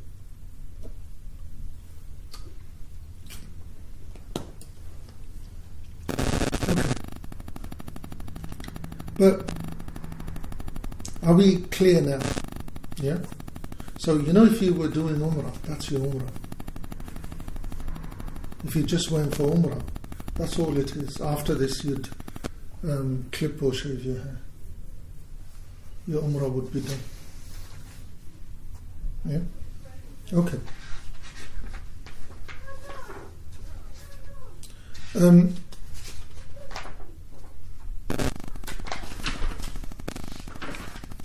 255.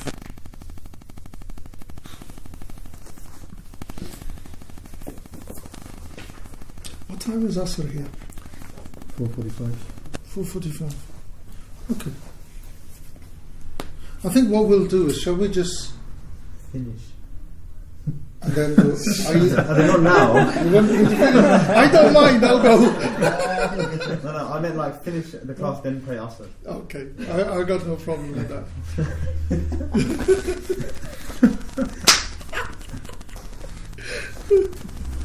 No, 255. Oh, yes, of course. 255. Yeah. It is obligatory for the person doing the tawaf to be free of impurity, both on oneself and one's clothes, to be in a state of ritual purity, and to cover one's private parts. And it is recommended for the sa'i as a particular mark of excellence. Okay.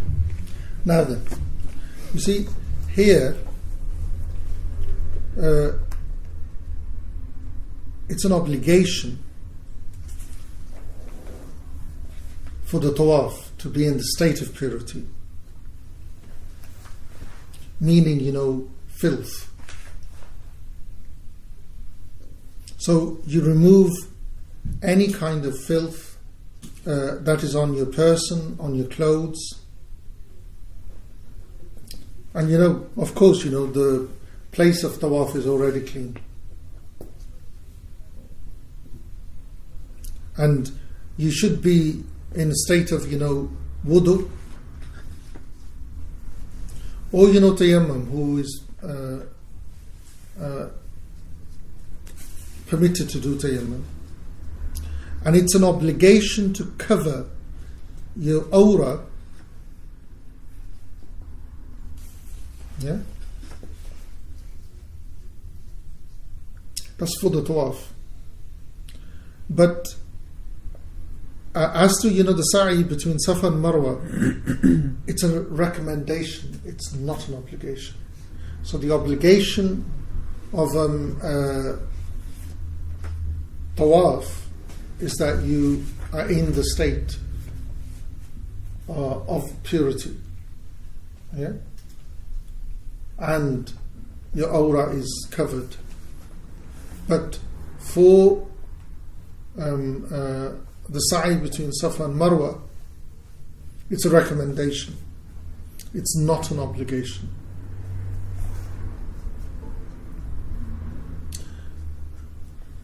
What this means is that you've anyway, leave that. The wajibat of the tawaf are 8. Yeah? The wajibat of the tawaf are 8.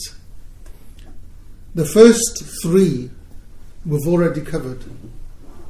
Yeah? That your pure state of purity, free from filth, and your aura is covered. 1, 2, 3. Number 4, you complete 7 circuits. Number 5, that they're in consecutive order and there's no gap in between them. Number 6, that they are inside of the mosque. Yeah? They're inside of the mosque. So make sure that you don't go on the roof.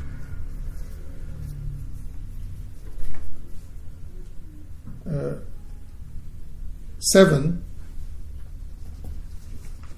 that you're not so close, so it should be 6 hand lengths away, so away from the wall. This is 7, yes? Number 7, this is number 7.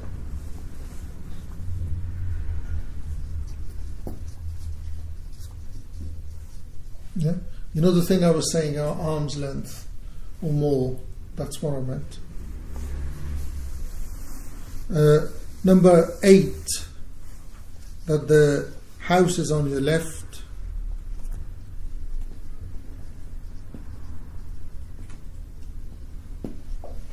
Yeah, so those are the 8 wajibat of the tawaf. The sunan are 4. The first is that you walk rather than ride.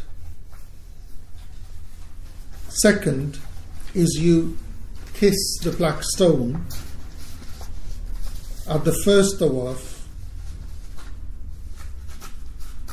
and you touch the Yemeni corner on the first circuit.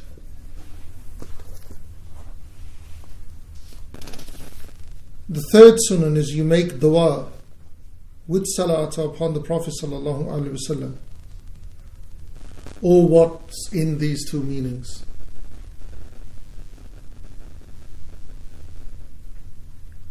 Number 4, the rumble, the fast pace, is for the men, not the women, and that is only in the Tawaf al-Qudum.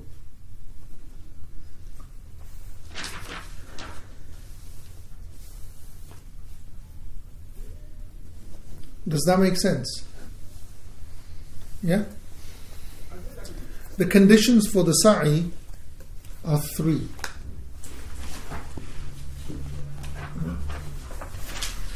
The conditions for the sa'i are 3. The first condition is that, it's got to be 7 circuits. The second one is you begin at Safa.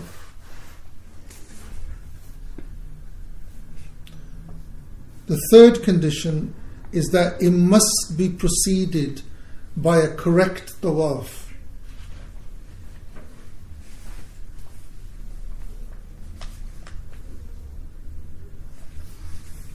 Now the sunan of the sa'i is that you kiss the black stone after the 2 rakats of tawaf. You ascend Safa and Marwa.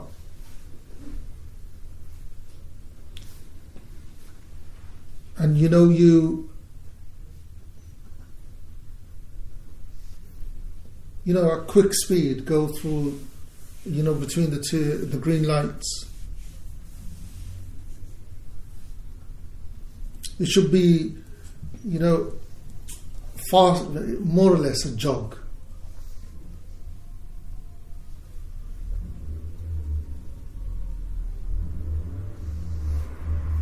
So there's dua, and the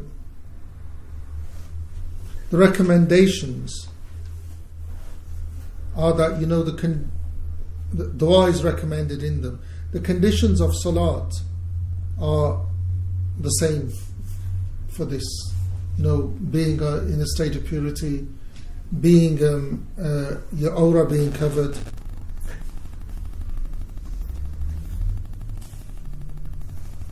And the recommendation is that you do them properly. We okay so far? Yeah, sorry, Sheikh, can you repeat the 4 sunnah for the dua? 4 sunnah for the dua? I missed the third one. You missed the third one? Yeah. Dua with the Salatul Nabi. Or something similar in meaning. Is that it? Okay. 256.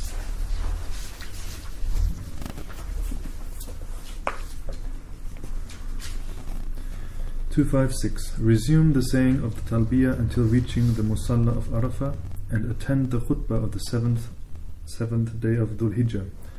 This is a description of what is correct. Okay. Now, this khutbah doesn't happen anymore. Because what historically used to happen was, on the 7th date, on the 7th of Dhul Hajj, the 7th day of the month of Hajj, all the Hajjis would gather in the Masjid al-Haram, and the Imam would take them through, literally walk them through the Hajj, what was going to follow. Doesn't happen.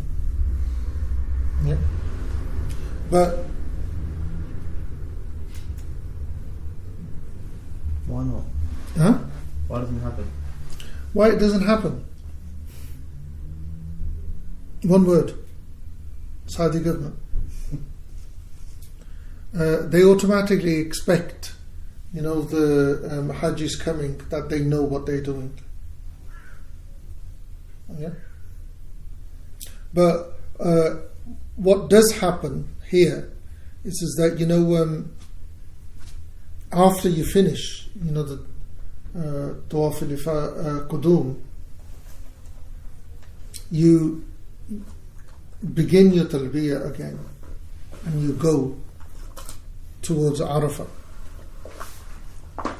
And you do not, you know, stop the talbiyah till you reach the Musalla in Arafah. You know, historically it was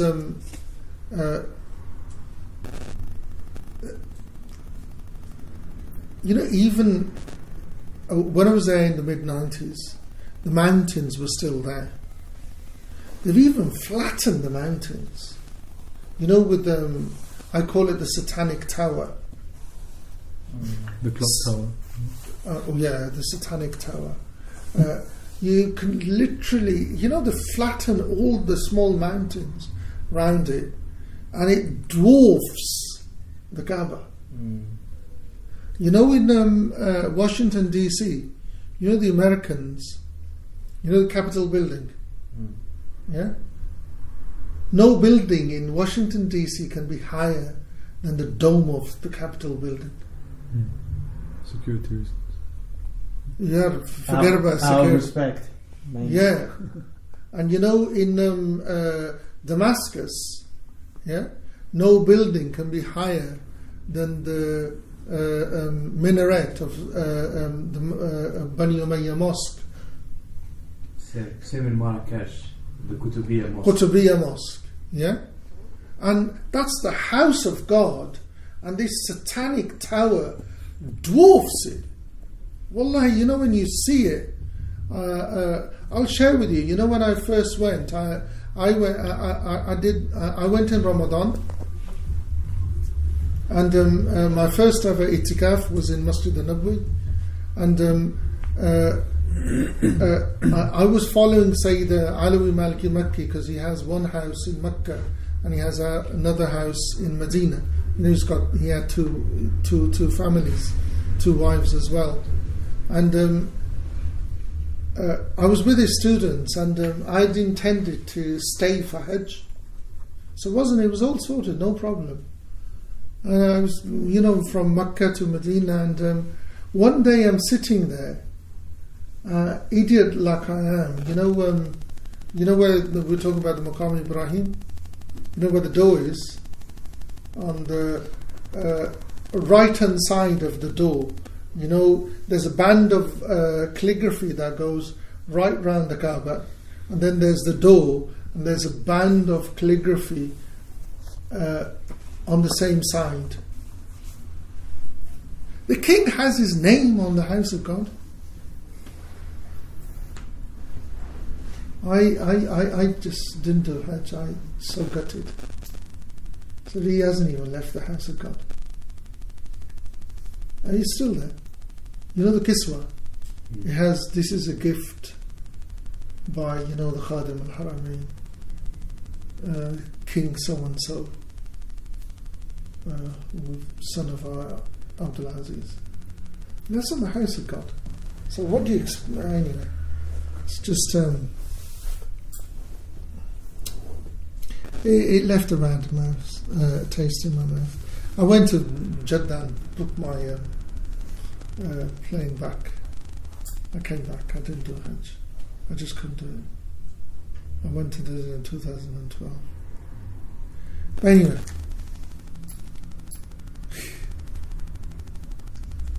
what used to happen was, you know, on the seventh day, if everyone was gathered, they would tell them what was going to happen. Then afterwards, whole city would empty to Mina. You know, you can just picture in your mind's eye, you know, would be literally a flood of people, Makkah emptying, everyone going to Mina. And you would stay there the night, then on the morning of the 9th, the day of Hajj, Mina would empty and they would go to Arafah. And from the time they'd leave Mecca till they get to the Musalla, where they're going to pray in Arafah, they would continue the talbiyah. Yeah. When they get to the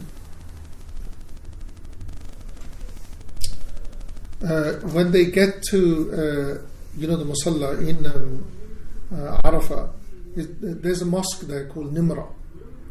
It's the only mosque where 2 prayers are prayed the whole year.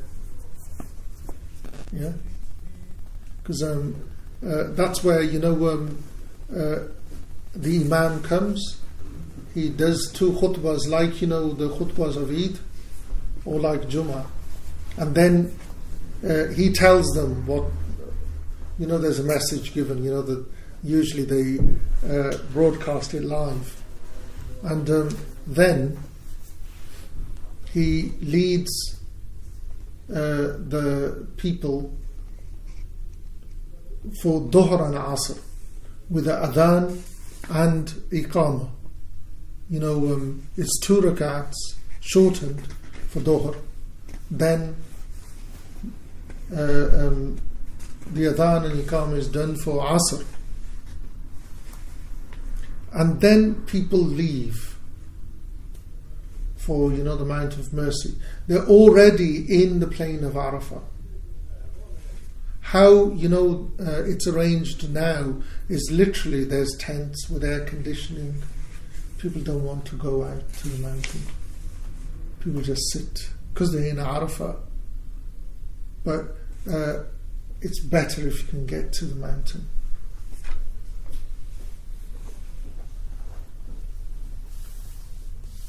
Okay. 257 to 261. 257. On the 8th of the month, go out to Mina and dismount at Arafah on the 9th. 258. Take a ghusl just after the sun has passed its zenith. Attend the 2 khutbahs and join and shorten the salat. 259 of Dhuhr and Asr.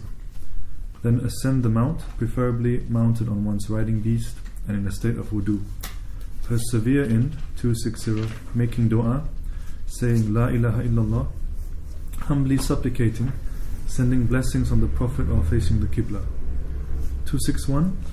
Stand a little while after the sunset, then hasten to Muzdalifah, making your way. 262. Between the 2 mountains called the Ma'zamain, avoiding other than this way, and then shorten and join Maghrib and Isha in Muzdalifah. Okay. That's 262. No, 261. Okay, never mind. 261. Okay. Now, after he's we've done the tawaf, we've done the sa'i, we've done the tawaf al-qudum,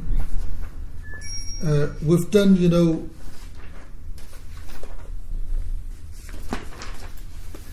majority of things that lead prepare us for literally the day of Hajj. Yeah.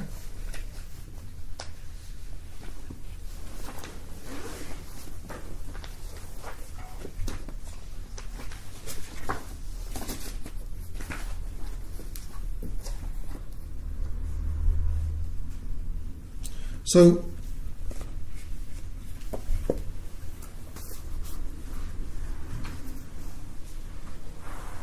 from when they leave Mecca, they will on the 7th they will stay there, pray the 5 prayers, shortening them.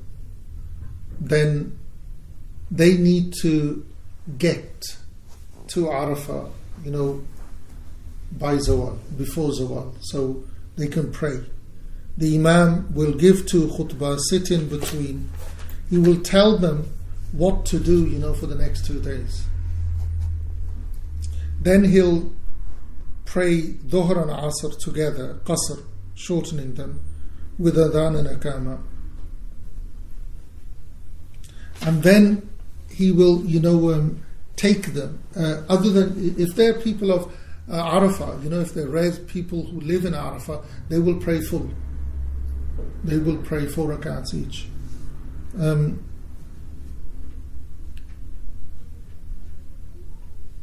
Even if it's, the day of Arafah coincides with Jummah, they will still do the same. Because the way that the prayer will be prayed will exactly the same. It wouldn't make any difference because there's 2 khutbahs, and Dhuhr is prayed 2 rakats, and then they will pray Asr. There's no difference, and they're musafirun, so they don't need to make any nothing at all.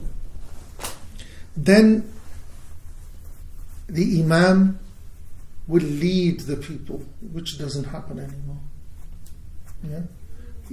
The Imam would lead the people to, the Mount of Mercy, to Arafah itself.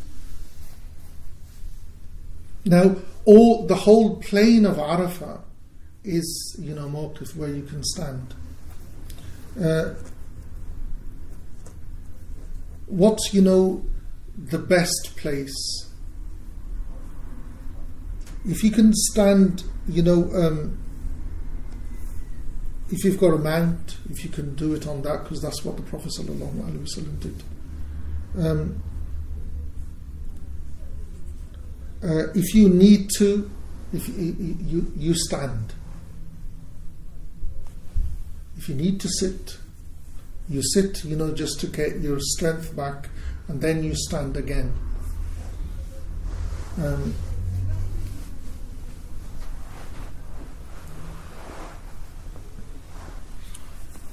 For the women can sit. It's not a problem. When I went, they actually stood with us, which was because the group I was with, they wouldn't budge from the tents. So I said, "Look, I'm going to go." So there was a group of them that came with me. So we never went back to the tent either. We just went to Muzdalifah as well. Okay. You stand in a state of purity with wudu, facing the Qibla. That's the afdal. That's the best scenario. Ibn Sha'ban is one of great imams within the madhab. He says you should do a lot. You should say a lot of La ilaha illallah wahdahu la sharika la, lahul mulk wa lahul hamdu wa huwa ala kulli shay'in qadir. And you shouldn't move away from the Qibla. You should be in humility and humbling yourself and fearful, doing a lot of dhikr, lot of dua, lot of salat upon the Prophet ﷺ. Only when before we move on to that, I can't really put into words what actually happens that day. When you get an opportunity, if you can see a dam busting and the whole water literally flooding out, it's literally the mercy of God.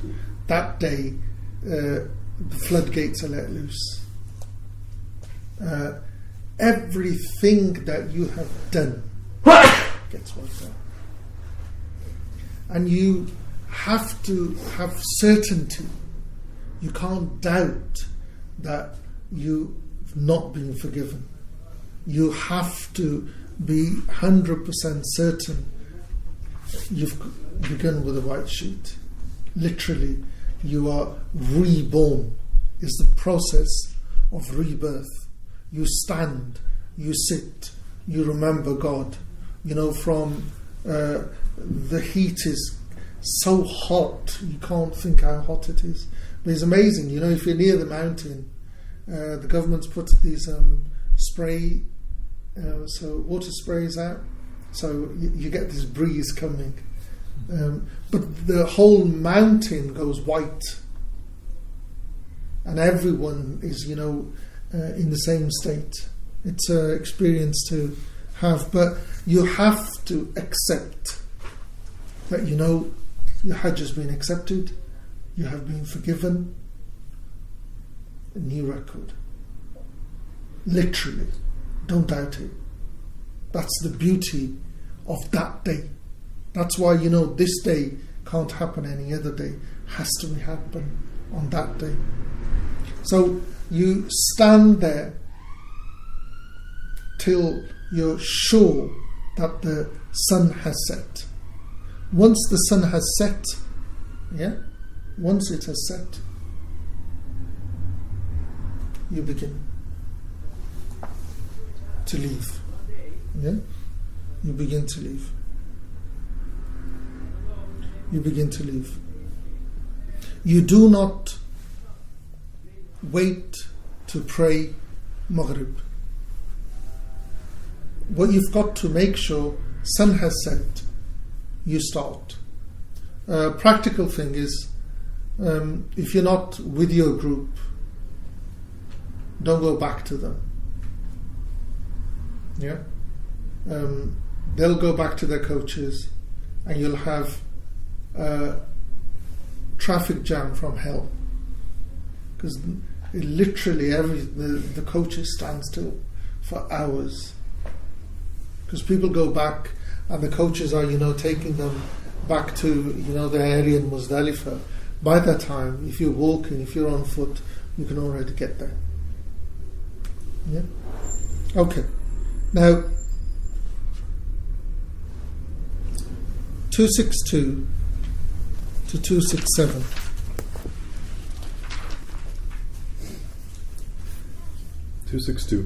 Between the two mountains called the Mazamain, avoiding other than this way, and then shorten and join Maghrib and Isha in Muzdalifah. 263.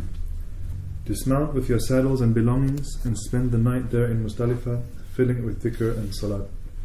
Pray your subh salat and then move off as light starts to break. 264. Stand and make dua at the mashar at Muzdalifah before sunrise, and make haste at the bottom of Wadi an-Nar, also known as Batn al-Muhasib. That was 264. No, till 267. Sorry. 265. Go as you are, either mounted or walking, to the Jamrat al-Aqaba and throw the 7 pebbles there. 266. From below. Having brought them along with you from Muzdalifah, the pebbles being about the size of beans. Sacrifice the hadi if at Arafah. 267. You had stopped. Then shave, continue to the house and perform the tawaf al-ifada, praying 2 raka'ats as described before. That was 267. Okay. Now this is amazing. We're finishing the Hajj. No, not the book of Hajj, but the Hajj itself. Okay. So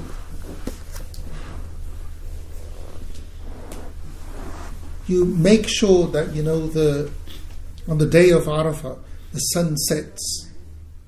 Again, the Imam is not going to be there to lead us to Muzdalifah.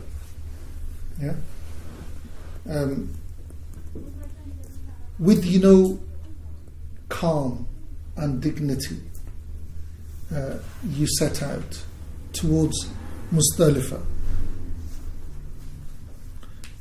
You pass through, it's literally 2 mountains. It's a pass that takes you into from Arafah to Muzdalifah. There isn't a pedestrian route. The pedestrians make their own way, but you get there quicker than going back through the coaches. Now, you keep remembering Allah on the way. When you delay Maghrib till you reach Muzdalifah. When you reach it, you pray Maghrib and Isha together, and shortening Isha.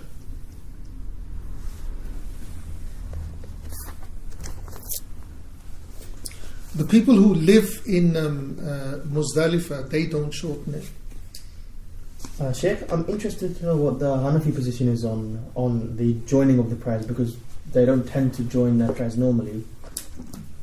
Well, this one, Muzdalifah, by the time you get there, Isha's kicked in anyway.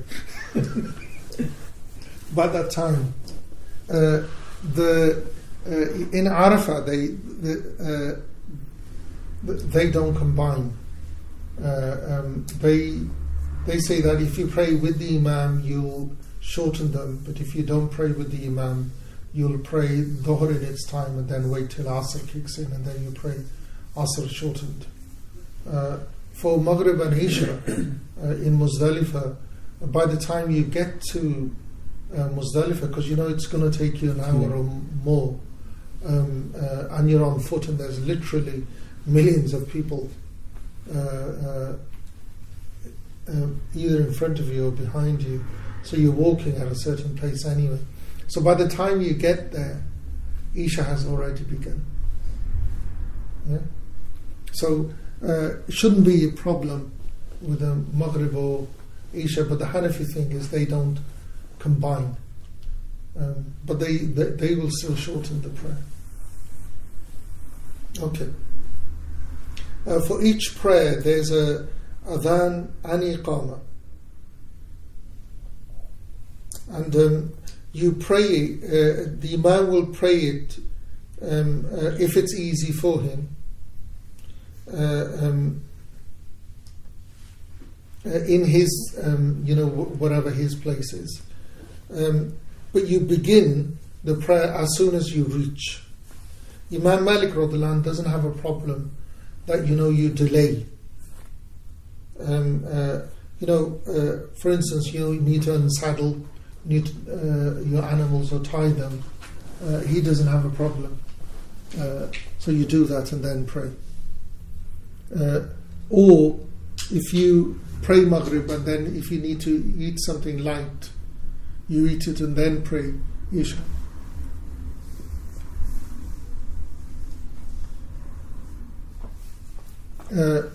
But if you eat it after you've prayed both of them, that is the best position. It is an obligation to spend the night. Yeah? But it is to stay there till Fajr is Sunnah. Now, if you don't stay there at all, you have a sacrificial animal to give. It's recommended that you bring the night to life with dhikr. With ibadah. I'm telling you, you're going to be so drained. You ain't going to have time to wake up at the night and do ibadah. But if you can, it's recommended that you pray Salatul Subh in the first time, and you go and stand in Mashar al-Haram facing the Qibla, and you do takbir and you make dua till it starts getting light.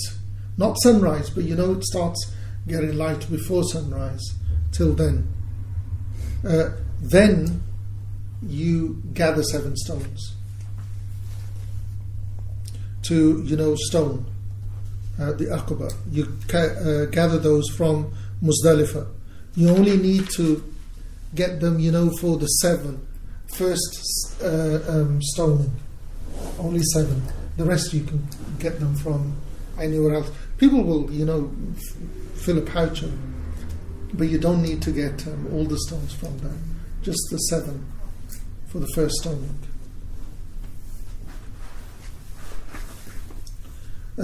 Then you leave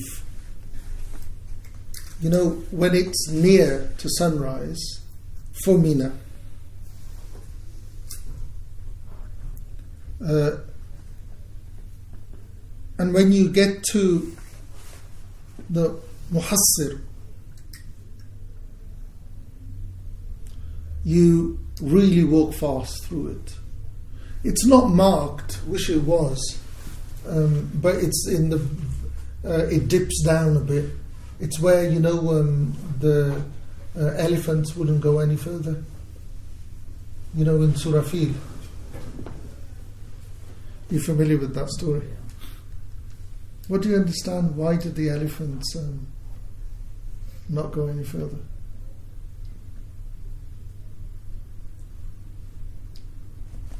No idea. Was it because they recognised the sanctity of the area? Yeah, because animals themselves are fully aware of.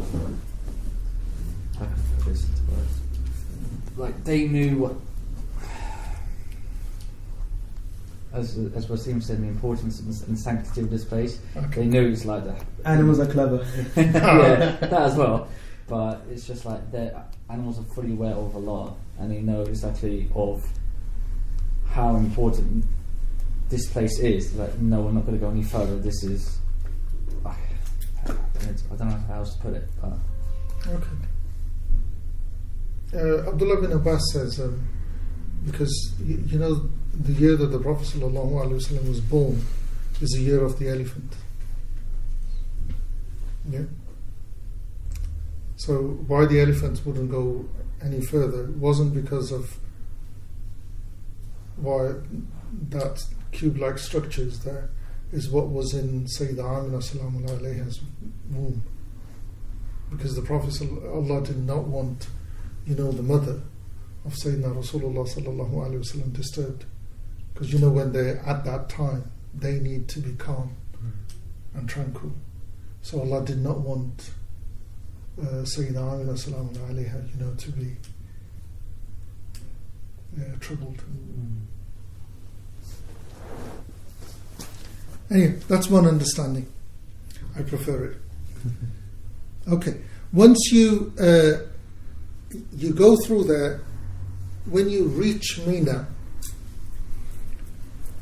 practical thing is, when you get to Muzdalifah, before we move away from Muzdalifah, before you lay down for the night, try to get far down as possible, so you'll have less to walk in the morning. Yeah. So sunrise, you hurry to Mina. Mina is where the tented city is, and where the stoning is. It's a brilliant structure for the way it's done for crowd control. You go in. As soon as you see the wall, it's not a pillar anymore, it's a wall.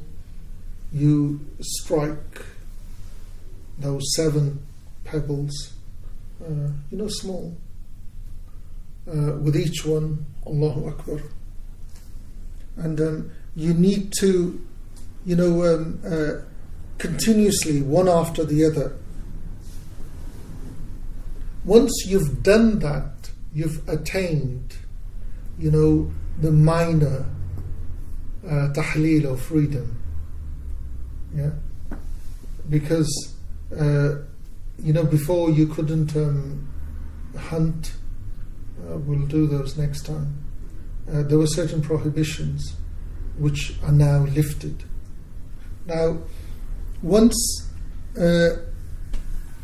apart from 2 things, you still can't have intercourse with women, and you still can't hunt, and still perfume is makruh. Now, after this,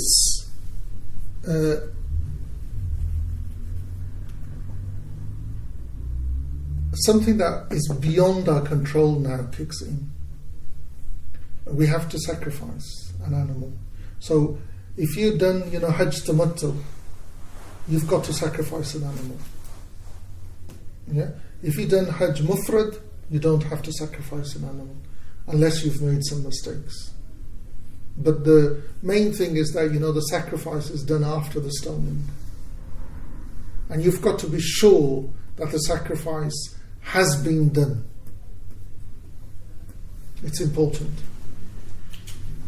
What happens is they just give you a ticket. And depends on, who you're going with. They have their own people there who will do it, or who will get the signal to you, message to you, that the sacrifice has been done. Once the sacrifice has been done, you shave your hair. Yeah. Woman only cuts, is that an inch? Yeah, about an inch of her hair. But man shave their hair.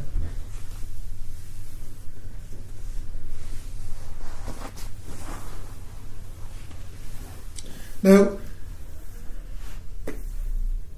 once you've shaved, you have to make your way to Mecca. There's no transport. There's no transport, is there? There's no transport. So there's two ways. Usually, if anybody comes to me and saying, Sidi, I'm planning to go on Hajj, my second sentence is, go and join the gym. No, seriously, you need to get fit. Yeah. Unfit person, no. So, if you're fit enough, you walk. Yeah. Otherwise, make sure you got some reals on you, because the locals make a killing that day. Because people need to get to Mecca, they fix the price. So there's kids with motorcycles, cars, minibuses. You're sitting on top of minibuses and on motorcycles, and you pay what you. How long is the walk for an average person? You could walk it. Or how far? It's about 10 kilometers. Is it 10? It's about 10. It's about 10, which is not much. For a fit person, it's not much. It's an hour walk. Yeah. An hour walk, yeah. Yeah, just 10. 10. It's not that bad. And so you walk it. I sat on top of what was it? Minibus. You get to, you're still in ihram. That's afdal. It's better that you stay in your ihram. Yeah. You get to Mecca. You do exactly what you did at Tawaf al-Qudum, apart from the sa'i. Because you did the sa'i in Tawaf al-Qudum, you don't need to do the sa'i. So this is Tawaf al-Ifada, which has to be done. And this is the Tawaf that you will remember for the rest of your life. It's a real experience. You don't need to do anything. It literally, you get in and it just moves, keeps moving. Okay, you do the Tawaf al-Qudum, like we did before, from Hajar al-Aswad. You don't need to do the Ramal, yeah, because that was just for Qudum. 7 times round, making dua, get there, make sure you pray your 2 rak'ats. Yeah?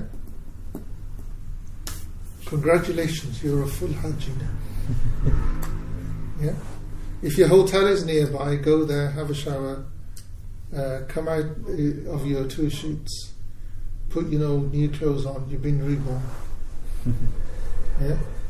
You need to go back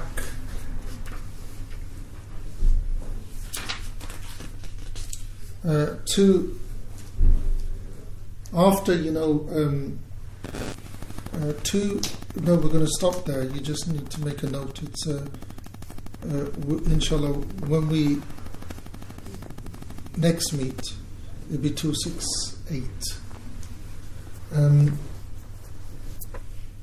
You return to Mina.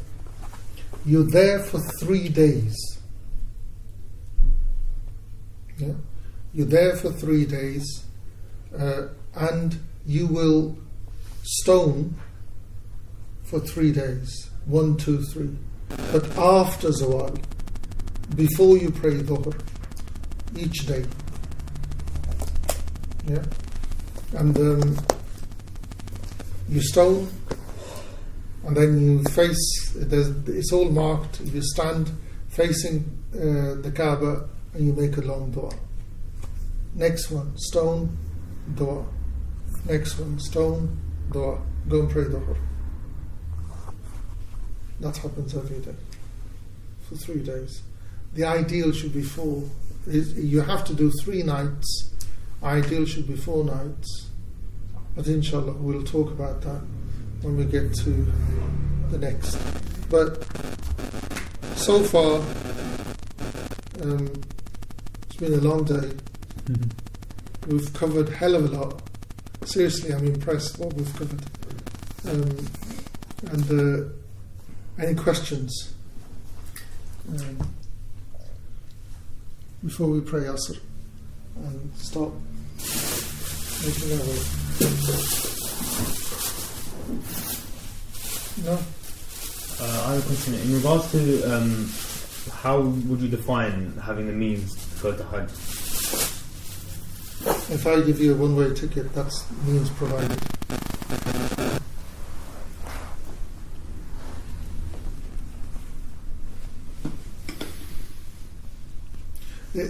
The thing is that the deen, you know, this thing that we have in our back of our mind that, you know, I need to pay my debts off, I need to marry my children off, I need to make sure I've got grandchildren and so on and so forth. And now, while I'm at death's door, I'll go and do Hajj. No. No, but what I meant was, like, let's say, like, really bad example, but let's just say, for example, someone's got just the amount that they need to go over. Let's say, you know, like with these Hajj, these travel people, and you want to go with them, and you've only got that amount. But if you spend that, there's nothing left. Fine, alhamdulillah, go and do it. Could die the next day. It's an obligation. Yeah, it's an obligation. So the obligation needs to be fulfilled. And the thing is, how do you know that, you know, Allah won't accept it? Allah accepts, because the point is that the condition has been fulfilled. The obligation has to be done. It's that simple. It's that simple. If you've got the means, go and do it. You know, this thing that I've got a mortgage, I've got debts. If you are, you know, if your debts are that you are paying them off monthly, that's not a valid excuse, because those are monthly. And if it's a mortgage, it's already got insurance. If something happens to you, the debt will be paid. And if it's, you know, student loan, you need to be earning 21 plus. Also, can you do Hajj on money borrowed?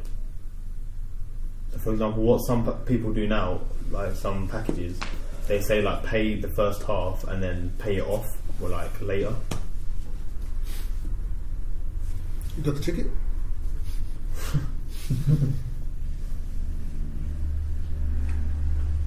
It's if you know that, you know, for any businessman or any company to give you that condition, they know that, you know, their debt is covered. Otherwise, they wouldn't take such a risk. Yeah. Anything else? Anything else? No? Okay. سبحان ربك رب العزة عما يصفون وسلام على المرسلين والحمد لله رب العالمين اللهم صل صلاة كاملة وسلم سلاما تاما على سيدنا محمد الذي تنحل به العقد وتنفرج به الكرب وتقضى به الحوائج وتنال به الرغائب وحسن الخواتم ويستسقي الغمام بوجهك الكريم وعلى آله وصحبه في كل لمحة ونفس بعدد كل معلوم لك سبحان ربك رب العزة ما يصفون وسلام على المرسلين والحمد لله رب العالمين. عصر.